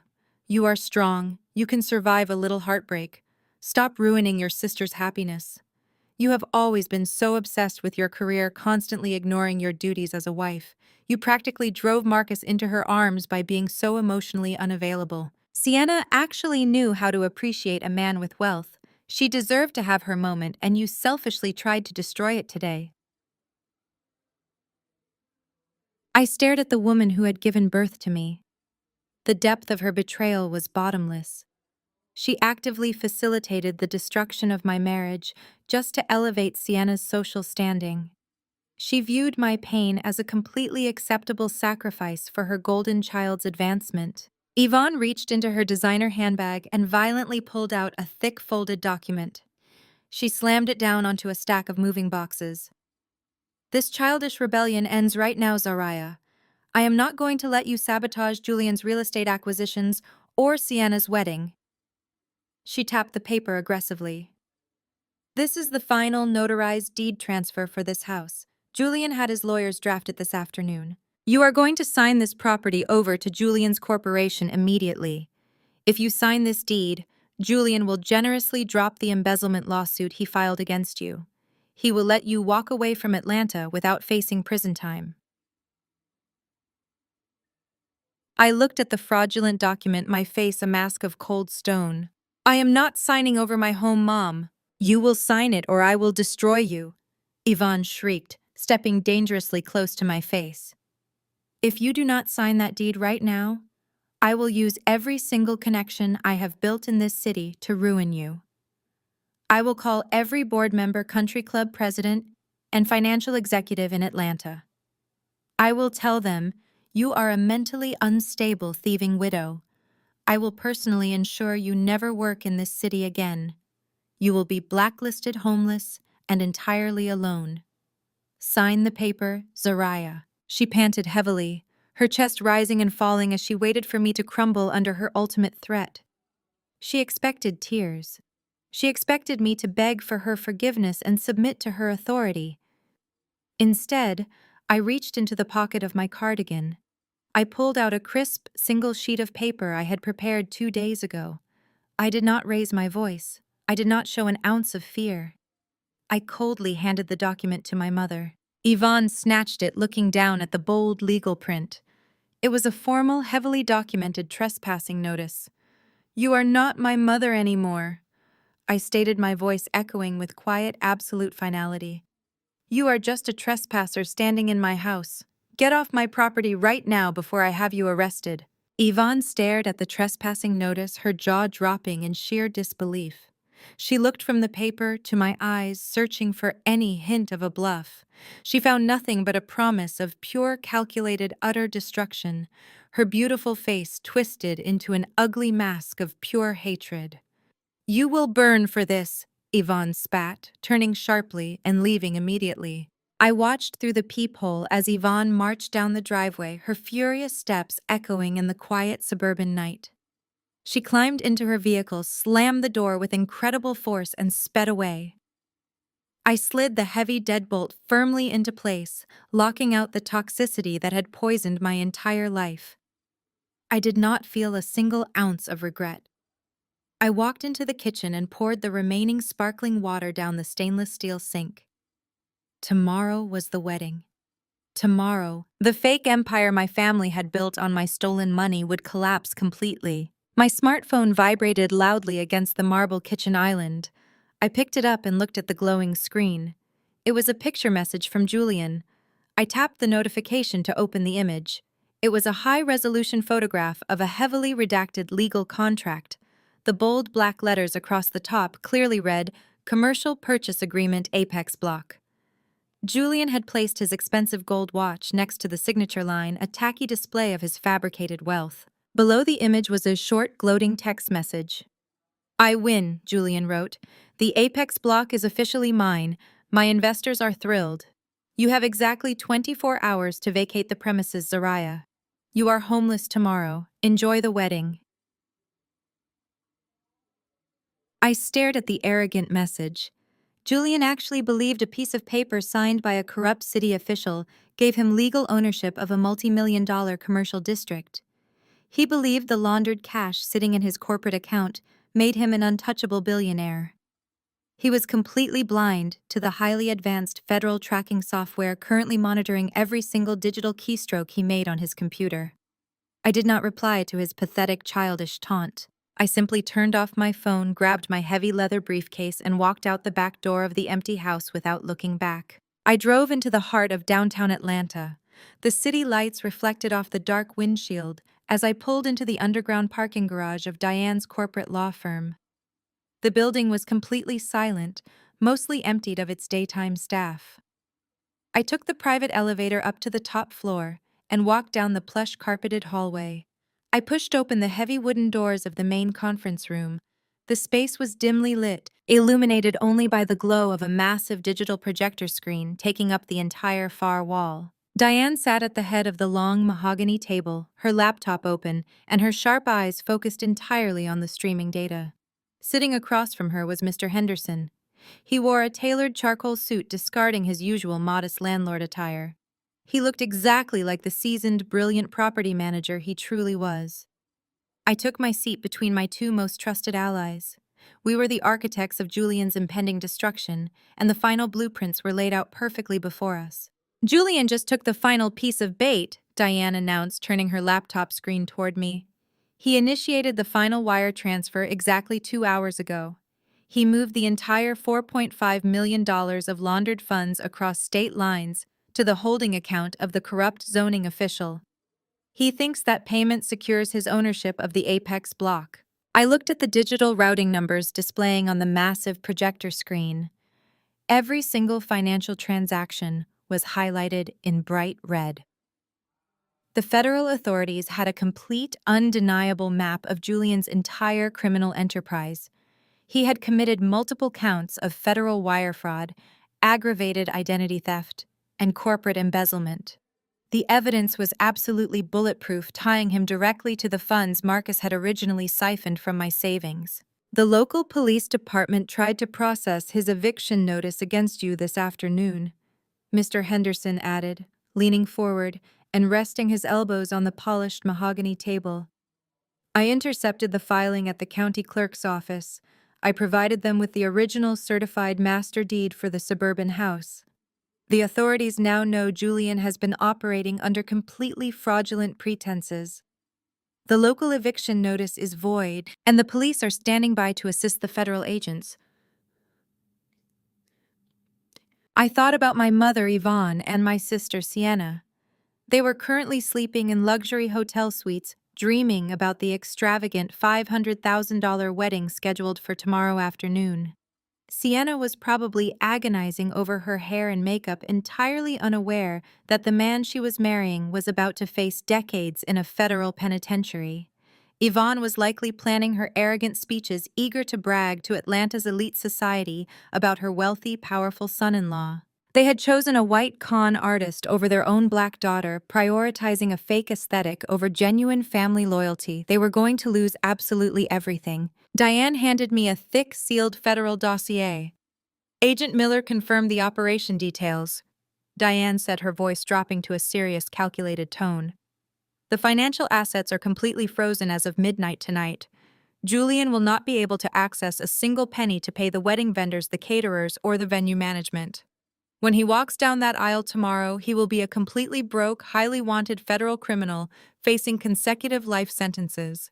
I took the heavy dossier, feeling the weight of absolute justice resting firmly in my hands. The agonizing months of playing the broken, helpless widow were finally over. I had survived their relentless emotional abuse, and now I was going to deliver their absolute ruin. I looked across the table at Mr. Henderson.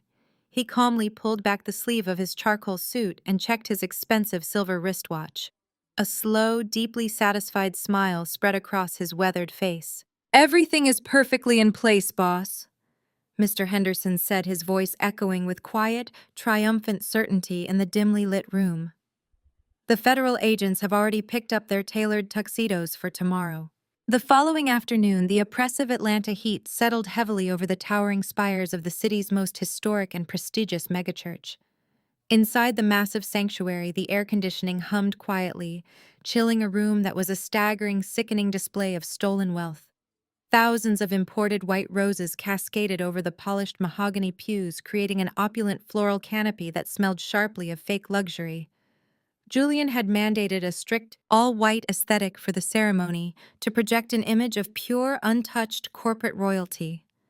The expansive pews were packed to absolute capacity. Julian's wealthy white investors sat near the front, rubbing shoulders with elite local politicians and prominent real estate developers. My mother's entire high society circle filled the middle sections, dressed in their finest tailored suits and designer dresses. Everyone who considered themselves part of the Atlanta elite was sitting in those wooden pews, eagerly waiting to watch the brilliant tech billionaire marry the beautiful, flawless socialite. Julian stood confidently at the grand marble altar, wearing a custom-tailored white tuxedo. He adjusted his expensive gold watch, his chest puffed out with sheer unearned arrogance. He genuinely believed he had completely destroyed me. He thought the eviction notice and his fraudulent purchase agreement had left me broken, humiliated, and entirely homeless.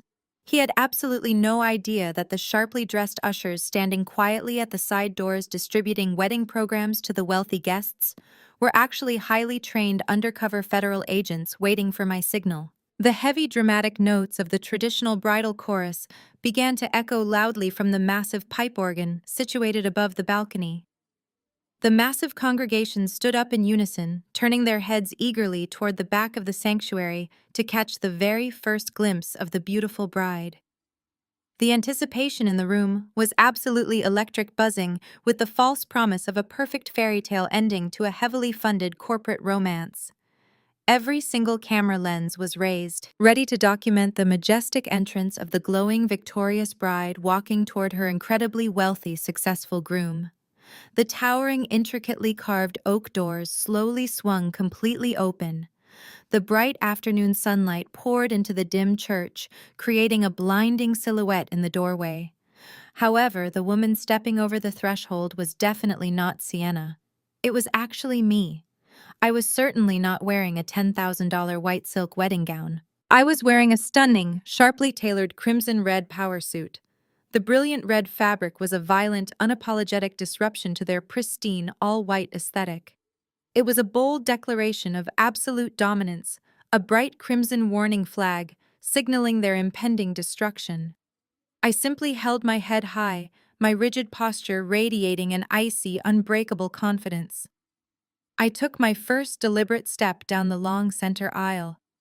The heavy organ music suddenly faltered, letting out a strange, discordant wheeze as the organist hesitated in sheer confusion. A collective audible gasp rippled rapidly through the hundreds of wealthy guests. The silence that followed was heavy and suffocating, broken only by the sharp, rhythmic clicking of my heels against the polished marble floor. I kept my eyes locked directly on Julian as I walked. I watched the arrogant self-satisfied smirk completely shatter across his pale face. The color rapidly drained from his cheeks, leaving him looking like a panicked, cornered animal. He shifted his weight nervously, gripping the edges of the marble altar so tightly his knuckles turned white. Frantic whispers erupted through the crowded pews like wildfire. Julian's elite investors leaned in to mutter to one another. Clearly recognizing me as the destitute widow Julian claimed he had successfully bankrupted just a few days prior.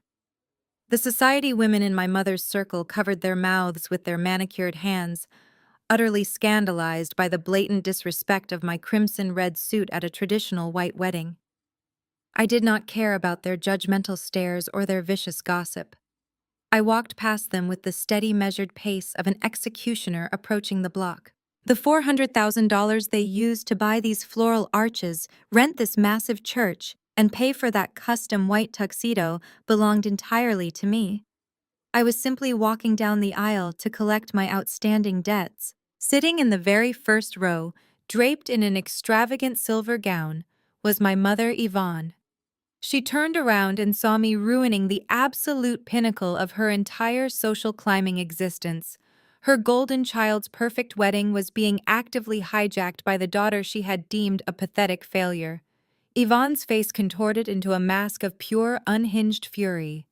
She abandoned all pretenses of high society grace and lunged out of her front row pew. She threw herself directly into the center aisle, her hands outstretched like claws, intending to physically grab me and drag me out of the sanctuary by force. "What do you think you are doing?"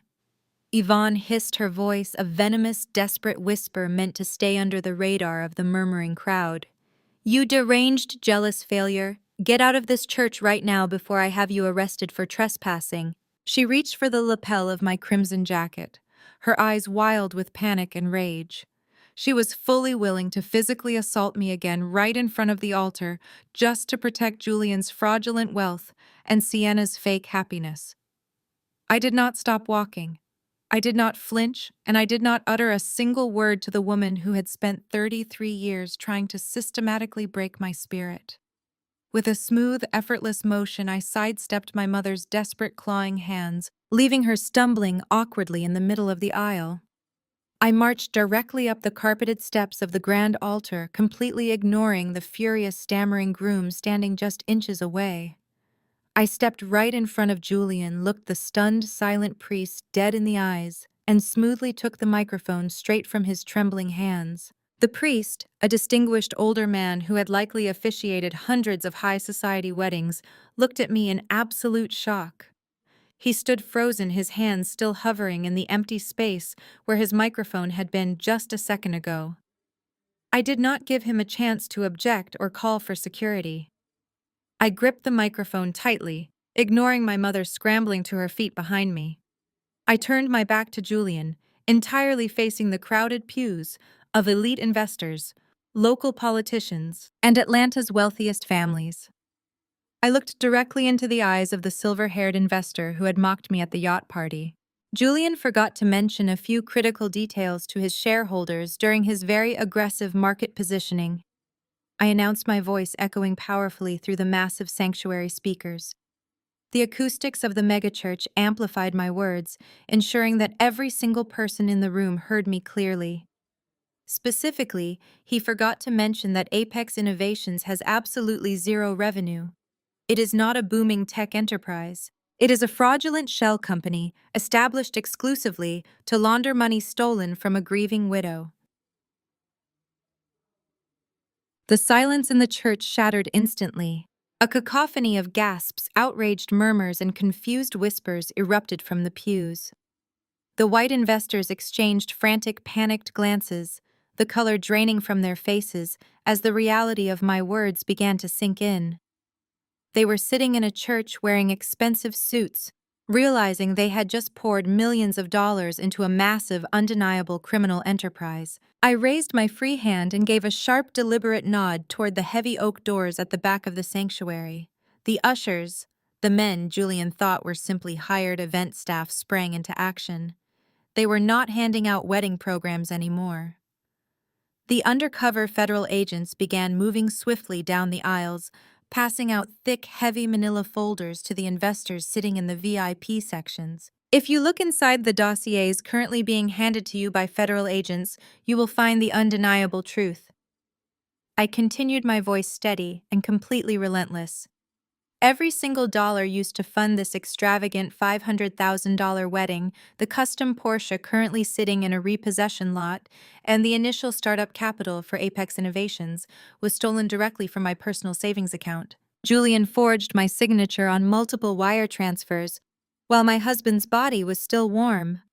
You are all currently financing a federal wire fraud operation across state lines. The investors ripped open the folders. I watched as they stared at the high-resolution copies of the forged bank authorizations, the detailed routing numbers, and the explicit transcripts of Julian's recorded confession from the closet. The evidence was irrefutable.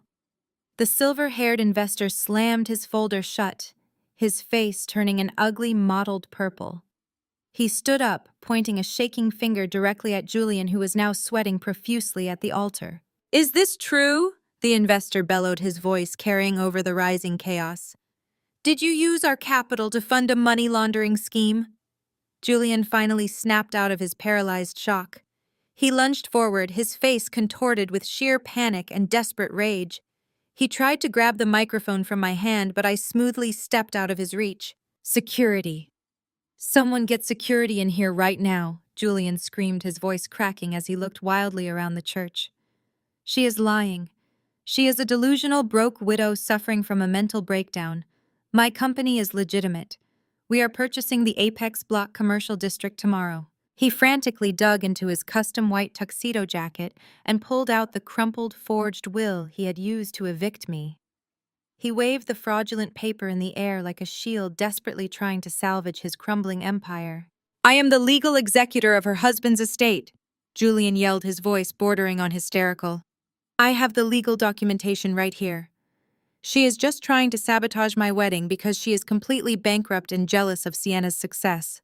Someone remove her from this building." Sienna, standing just a few feet away in her ruined $10,000 white silk dress, began sobbing uncontrollably. She realized the luxurious fantasy she had built her entire identity around was violently collapsing in front of Atlanta's elite. My mother Yvonne stood frozen in the center aisle, realizing the catastrophic social and legal ruin cascading down upon her golden child. The chaos in the sanctuary reached a deafening crescendo. The investors were shouting, demanding their money back. The society women were whispering furiously, their eyes darting between my crimson suit and Julian's desperate face. Suddenly, a deep, resonant voice boomed from the back of the massive church, cutting through the noise with absolute commanding authority. "Actually, she is the owner." Every head in the sanctuary turned toward the back doors. The heavy oak doors were pushed completely open. Mr. Henderson stood in the entryway. He was not wearing his modest landlord attire. He wore a sharp, custom-tailored charcoal suit, projecting the undeniable power of a seasoned corporate executive. Flanking him on either side were two fully uniformed FBI agents, their badges clearly visible. Mr. Henderson began walking slowly down the long center aisle. The panicked crowd parted for him instinctively. The heavy silence returned, thicker and more suffocating than before. Julian stared at Mr. Henderson, his pale blue eyes wide with confusion. He clearly did not understand why the man he assumed was just a low-level property manager was walking down the aisle of his luxury wedding with federal law enforcement. I stood at the altar, holding the microphone, a slow, triumphant smile finally spreading across my face. The trap had officially perfectly snapped shut. Julian stared at the older black man walking confidently down the center aisle of the megachurch. He blinked, shaking his head as if trying to clear a sudden hallucination. He looked from the two heavily armed federal agents flanking the older gentleman to the crisp, custom-tailored charcoal suit draped over Mr. Henderson's broad shoulders. Julian's fragile, arrogant ego simply could not process the reality of the situation. He gripped the edge of the marble altar, his knuckles turning stark white, and let out a loud mocking laugh that echoed terribly through the cavernous sanctuary. "Is this some kind of sick, elaborate joke?" Julian yelled, pointing a shaking accusatory finger directly at Mr. Henderson. "That man is just a pathetic slumlord. He manages a few rundown rental properties on the wrong side of town. Security, throw him out of this church right now. He has absolutely no jurisdiction here." Mr. Henderson did not even break his stride. He walked with the calm, terrifying precision of a seasoned executive who held all the execution codes. The federal agents remained perfectly synchronized with his steps, their hands resting cautiously near their utility belts.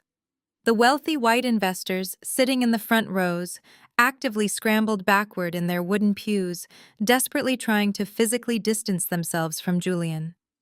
They recognized the unmistakable, fatal presence of federal law enforcement. Mr. Henderson reached the bottom of the carpeted altar steps. He stopped looking up at Julian with a mixture of absolute disgust and quiet amusement. He calmly reached into the inner pocket of his charcoal jacket and withdrew a thick, professionally bound legal folio. "I strongly suggest you lower your voice, Julian," Mr. Henderson said, his deep baritone voice projecting effortlessly without the need for a microphone. "You are currently yelling at the Senior Operations Director of Vanguard Holdings, and as of this exact moment, you are standing in the middle of a massive, active federal crime scene." Julian scoffed, wiping a thick bead of nervous sweat from his forehead. "Vanguard Holdings, I have never even heard of that company. You are completely delusional. I am the Chief Executive Officer of Apex Innovations. I have millions of dollars in liquid capital. I demand you leave my wedding immediately." "You do not have a single penny to your name," Mr. Henderson replied, stepping up onto the marble altar to stand directly beside me. He turned his sharp, calculating gaze toward Sienna, who was currently weeping on the floor in her ruined white silk dress, and then looked back at Julian. "Let me explain exactly how spectacularly you played yourself. That luxury townhouse in Buckhead, the secret love nest where Marcus rented a space to conduct his adulterous affair with your lovely bride, was not managed by a random landlord. That property is a direct subsidiary of Vanguard Holdings." Mr. Henderson opened the leather folio and pulled out a stack of certified corporate deeds. He held them up for the entire congregation of elite politicians and high society socialites to see clearly. "Furthermore," Mr. Henderson continued, his voice echoing relentlessly through the silent, captivated church, "the shell companies you utilized to temporarily mask your fraudulent wire transfers were intentionally left vulnerable by our cybersecurity team. Even the heavy-duty towing company that publicly repossessed your silver Porsche and Sienna's white Mercedes at the bridal shower yesterday is owned by this exact same parent corporation. Every single entity you have interacted with over the past 8 months falls under the umbrella of One Master LLC." Julian's chest heaved with rapid, panicked breaths. His pale blue eyes darted wildly around the room, searching for an escape route that did not exist. "I do not care about your stupid holding company. None of this proves anything about my financial accounts." "It proves absolutely everything," I interjected, stepping forward to stand shoulder to shoulder with my property manager. I raised the microphone back to my lips, making sure my voice sliced through the heavy, humid air of the sanctuary. "Because I am the sole 100% owner of Vanguard Holdings. Mr. Henderson is my most trusted senior property manager. I own the company that towed your cars. I own the servers you tried to hack. And most importantly, Julian, I own the townhouse where you and my sister plotted to steal my entire life." Sienna let out a blood-curdling, horrified scream from the floor. She scrambled backward, her hands covering her face. "You do not understand what she is saying, Sienna," Mr. Henderson said, looking down at the hysterical bride with pure, unfiltered contempt. "Every single security camera mounted outside that rental house belonged to her. Every digital keystroke you made on the provided wireless internet network was routed directly through her private corporate servers. Every single time you and Marcus met in that bedroom, every time Julian sat in that living room bragging about laundering stolen money across state lines, you were operating entirely inside a surveillance box owned, financed, and monitored by Zariah. The color completely drained from Julian's face. His arrogant corporate facade violently and permanently shattered into a million irreparable pieces. He realized with agonizing, terrifying clarity that he had never been the mastermind.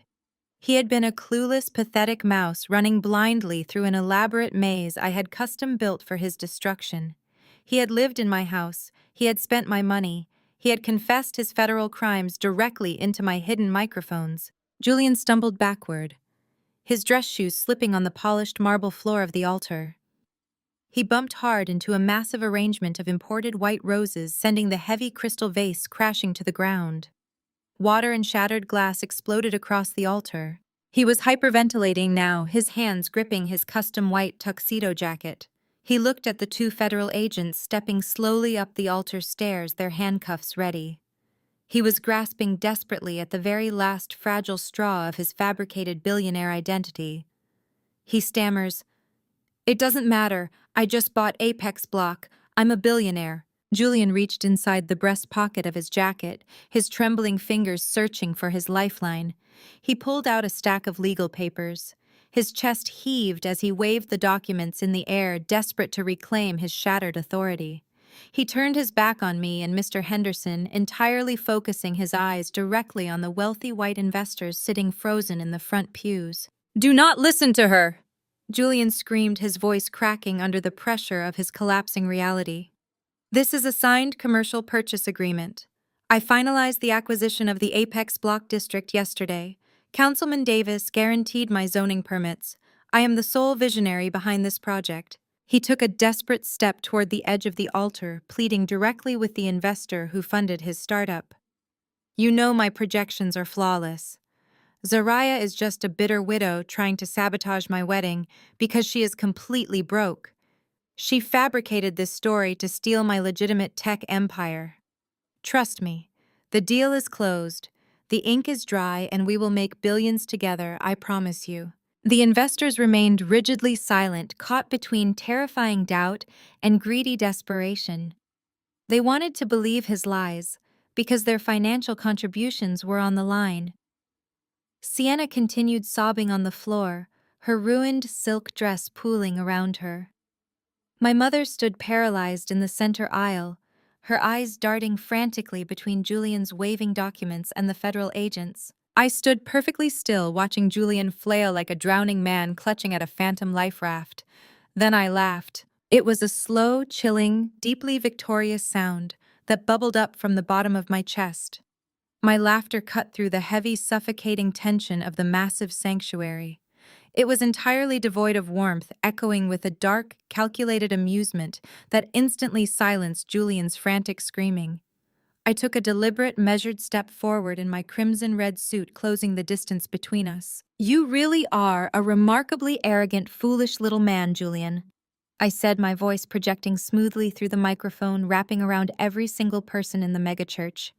"You genuinely believed handing an envelope of $50,000 in cash to a corrupt zoning official would somehow grant you the keys to the most coveted commercial kingdom in Atlanta. You bribed the wrong official."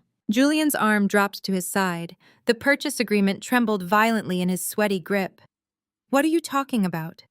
"Councilman Davis processed the sale through the city development portal. I wired the closing funds to the anonymous seller. Yesterday, I own the Apex Block." I extended my left hand toward Mr. Henderson. My trusted property manager did not hesitate. He opened his tailored charcoal jacket, retrieved a pristine legal portfolio, and placed it firmly into my waiting palm. I opened the thick leather cover. I pulled out a massive, immaculate legal document printed on premium parchment paper. Stamped proudly at the very top of the page was the gleaming gold seal of the state of Georgia. "Councilman Davis only controls the municipal zoning permits, Julian," I explained, speaking to him as if he were a slow, disobedient child. "He does not actually hold the property deeds. When your corporate lawyers initiated that massive wire transfer yesterday afternoon, they sent $4.5 million to a blind, heavily encrypted escrow account registered to an anonymous corporate seller. You were so blinded by your own unearned ego that you never once bothered to hire an investigator to uncover the true identity of that anonymous seller. I held the master deed up high, ensuring the bright church lights caught the reflective gold state seal. I wanted the investors in the front row to see the absolute, undeniable truth printed on the official document. You cannot possibly buy the Apex Block Commercial District today, Julian, I announced, my voice dropping to a ruthless, triumphant whisper that carried perfectly across the silent room. Because I already bought the entire district exactly 3 years ago. I used the legitimate revenue from my own financial strategy firm to purchase every single building on that block. I am the anonymous seller. Julian's mouth fell open, his jaw unhinging in a display of pure shock. His pale blue eyes bulged, darting wildly from my face to the state-certified master deed resting in my hand. The $4.5 million your lawyers wired yesterday afternoon? I continued, offering him a cold, predatory smile. That money moved directly from your fraudulent shell accounts into my completely legitimate, highly secured corporate holding account. You willingly transferred the stolen money right back to me, neatly packaged as a legal, non-refundable real estate deposit. Thanks for the cash, Julian. It more than covers the emotional damages you inflicted upon my family. The realization hit the wealthy white investors like a catastrophic physical explosion. They erupted in absolute, uncontrollable fury. Several angry men jumped up from the polished wooden pews, shouting obscenities and hurling their wedding programs onto the floor. They realized with horrifying clarity that their millions were gone forever, legally absorbed into my corporate accounts, because Julian ignorantly used their money to fund a fraudulent transaction. Julian stumbled backward, tripping over the hem of Sienna's ruined wedding dress. He scrambled desperately toward the side exit, his fabricated world collapsing into dust and ashes. He did not make it past the marble altar. The two uniformed FBI agents stepped up the velvet stairs with terrifying synchronized speed. They lunged forward, grabbing Julian roughly by his expensive white tuxedo jacket. The taller agent brutally twisted Julian's arms behind his back, pulling out a pair of heavy steel handcuffs. "Julian," the federal agent announced, his voice booming over the furious crowd, "you are under arrest for federal wire fraud and document forgery." The heavy steel handcuffs clicked shut with a harsh metallic finality that echoed through the stunned silence of the sanctuary. Julian gasped, his pale blue eyes wide with a mixture of absolute terror and complete disbelief as the two federal agents locked his wrists firmly behind his back. The custom white tuxedo jacket he wore, a garment purchased with my stolen savings, bunched awkwardly around his shoulders as the agents forcefully turned him around to face the congregation. He tried to dig his expensive leather dress shoes into the polished marble floor of the altar, desperately resisting the forward momentum, but the agents were relentless. They grabbed him firmly by the upper arms and began frog-marching him straight down the long center aisle of the megachurch. "This is a massive mistake," Julian screamed, his voice cracking violently as he was dragged past the front rows. "I am a legitimate chief executive officer. You cannot do this to me. I have high-level political connections in this city. Call the mayor. Someone call my corporate attorneys right now." Nobody moved to help him. The wealthy white investors, the very men Julian had spent months manipulating with his arrogant tech bro persona, physically recoiled as he passed their wooden pews. They looked at him with absolute disgust, realizing he had recklessly flushed their millions of dollars down the drain of a federal money laundering scheme. A chorus of furious, aggressive shouting erupted from the VIP section. The silver-haired investor pulled out his smartphone, barking frantic orders to his legal team to freeze whatever imaginary assets Julian claimed to possess. The elite politicians and high society developers, desperate to avoid any association with an active federal crime scene, began quietly sliding out of their rows and rushing toward the side exits of the church. The immaculate, pristine illusion of Julian's corporate royalty was entirely pulverized, leaving behind nothing but the pathetic reality of a cheap common thief. The heavy oak doors of the sanctuary slammed shut behind him, sealing his fate. The flashing red and blue lights of the federal transport vehicles waiting outside cast an eerie rhythmic glow through the stained glass windows. As Julian's desperate screams faded into the church vestibule, the sheer magnitude of the catastrophe finally hit my sister. Sienna stood frozen near the edge of the marble steps, her mouth hanging open in a silent, horrified scream. She looked down at the dark, dried red wine stains still ruining the bodice of her $10,000 custom silk wedding gown. She looked at the empty space where her wealthy, powerful fiancé had been standing just moments ago. The luxurious fantasy she had built her entire identity around was gone. The fake billionaire husband, the stolen luxury cars, the multi-million-dollar real estate deals, all of it evaporated into thin air. Sienna's knees buckled completely. She collapsed onto the hard marble floor of the altar, her ruined silk dress bunching up in a messy, chaotic pile around her shaking body. A loud, guttural sob tore its way out of her throat. She slammed her hands against the cold stone, weeping hysterically in front of the entire city's elite class. She had happily slept with my husband, eagerly plotted to steal my home, and reveled in my public humiliation. Now she was a completely broken, humiliated woman who had lost her husband, her stolen wealth, and every single ounce of her dignity on what was supposed to be the most triumphant day of her entire life. My mother, Yvonne, stood paralyzed in the center aisle, trapped in her own escalating nightmare. She looked around the massive sanctuary, her eyes darting frantically across the faces of her wealthy friends and high society peers. She saw the absolute judgment radiating from the women in her exclusive country club circle. They were whispering behind their hands, shaking their heads in sheer disgust at the mother who had proudly sponsored a massive federal fraud. Yvonne realized with terrifying, agonizing clarity that her social standing in Atlanta was permanently destroyed. She was now inextricably tied to a massive public scandal. The fake wealth she had bragged about was gone, and the financial ruin was about to crash down upon her own head. Desperation completely overrode Yvonne's immense, arrogant pride. She dropped to the floor, her expensive silver designer gown dragging across the carpeted aisle. She practically crawled over the altar steps, scrambling frantically toward where I stood in my tailored crimson-red suit. Yvonne reached out with trembling hands and tightly grabbed the bottom hem of my suit jacket.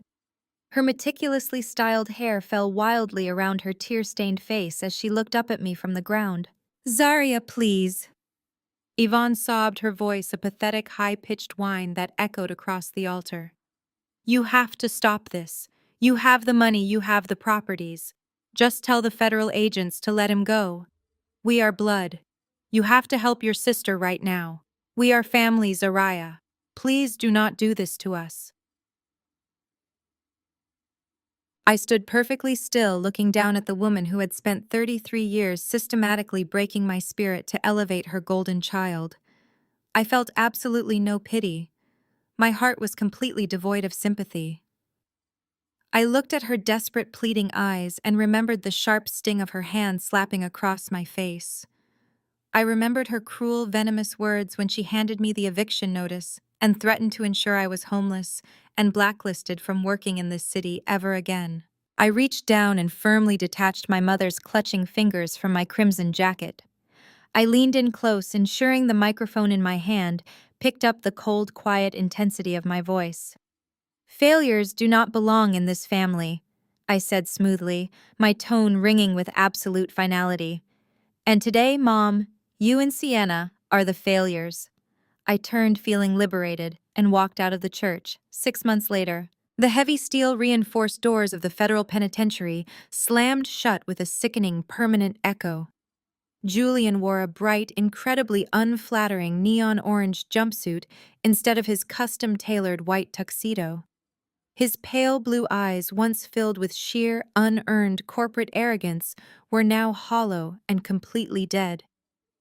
He gripped the cold metal bars of his cell, realizing he was scheduled to remain inside that tiny, suffocating concrete box for the next 15 years. The federal judge had shown absolutely no mercy. Julian was convicted on multiple counts of federal wire fraud, aggravated identity theft, and corporate embezzlement. The wealthy white investors he had manipulated ruthlessly testified against him, ensuring he received the absolute maximum sentence. Julian's fake empire was entirely pulverized, reduced to a humiliating footnote in Atlanta's corporate criminal history. Across the city, Sienna's reality was equally catastrophic. She stood shivering in the biting winter wind, wearing a grease-stained, ill-fitting polyester uniform. She was currently working the overnight drive-through shift at a miserable rundown fast food restaurant on the outskirts of the city. Sienna handed a greasy paper bag of cheap fries out the sliding window, forcing a pathetic, exhausted smile for a rude, impatient customer. Her custom silk dresses and designer handbags were gone, aggressively seized and auctioned off by federal authorities to cover her mounting legal debts.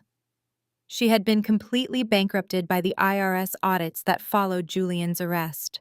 The golden child who had happily slept with my husband and eagerly plotted to steal my home was now scraping by on minimum wage, totally stripped of her stolen wealth and her fake high society dignity. My mother Yvonne suffered a social death that was far more agonizing to her than actual financial ruin.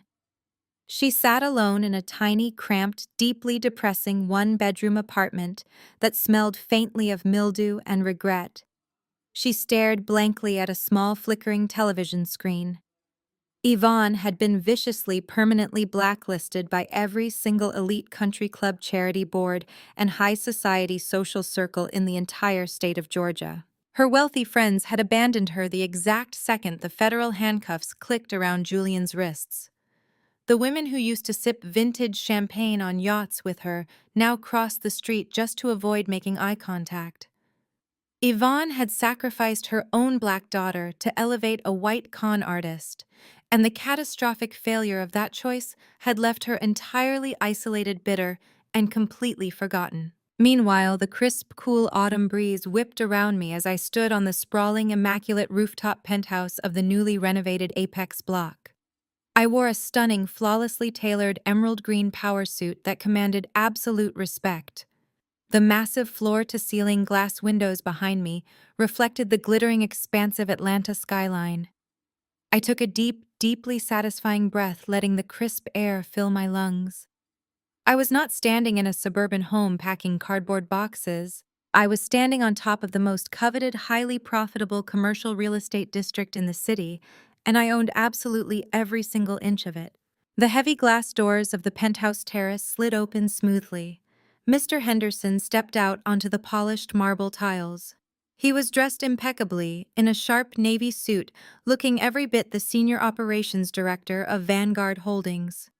Walking right beside him was Diane, her sharp eyes gleaming with predatory corporate satisfaction.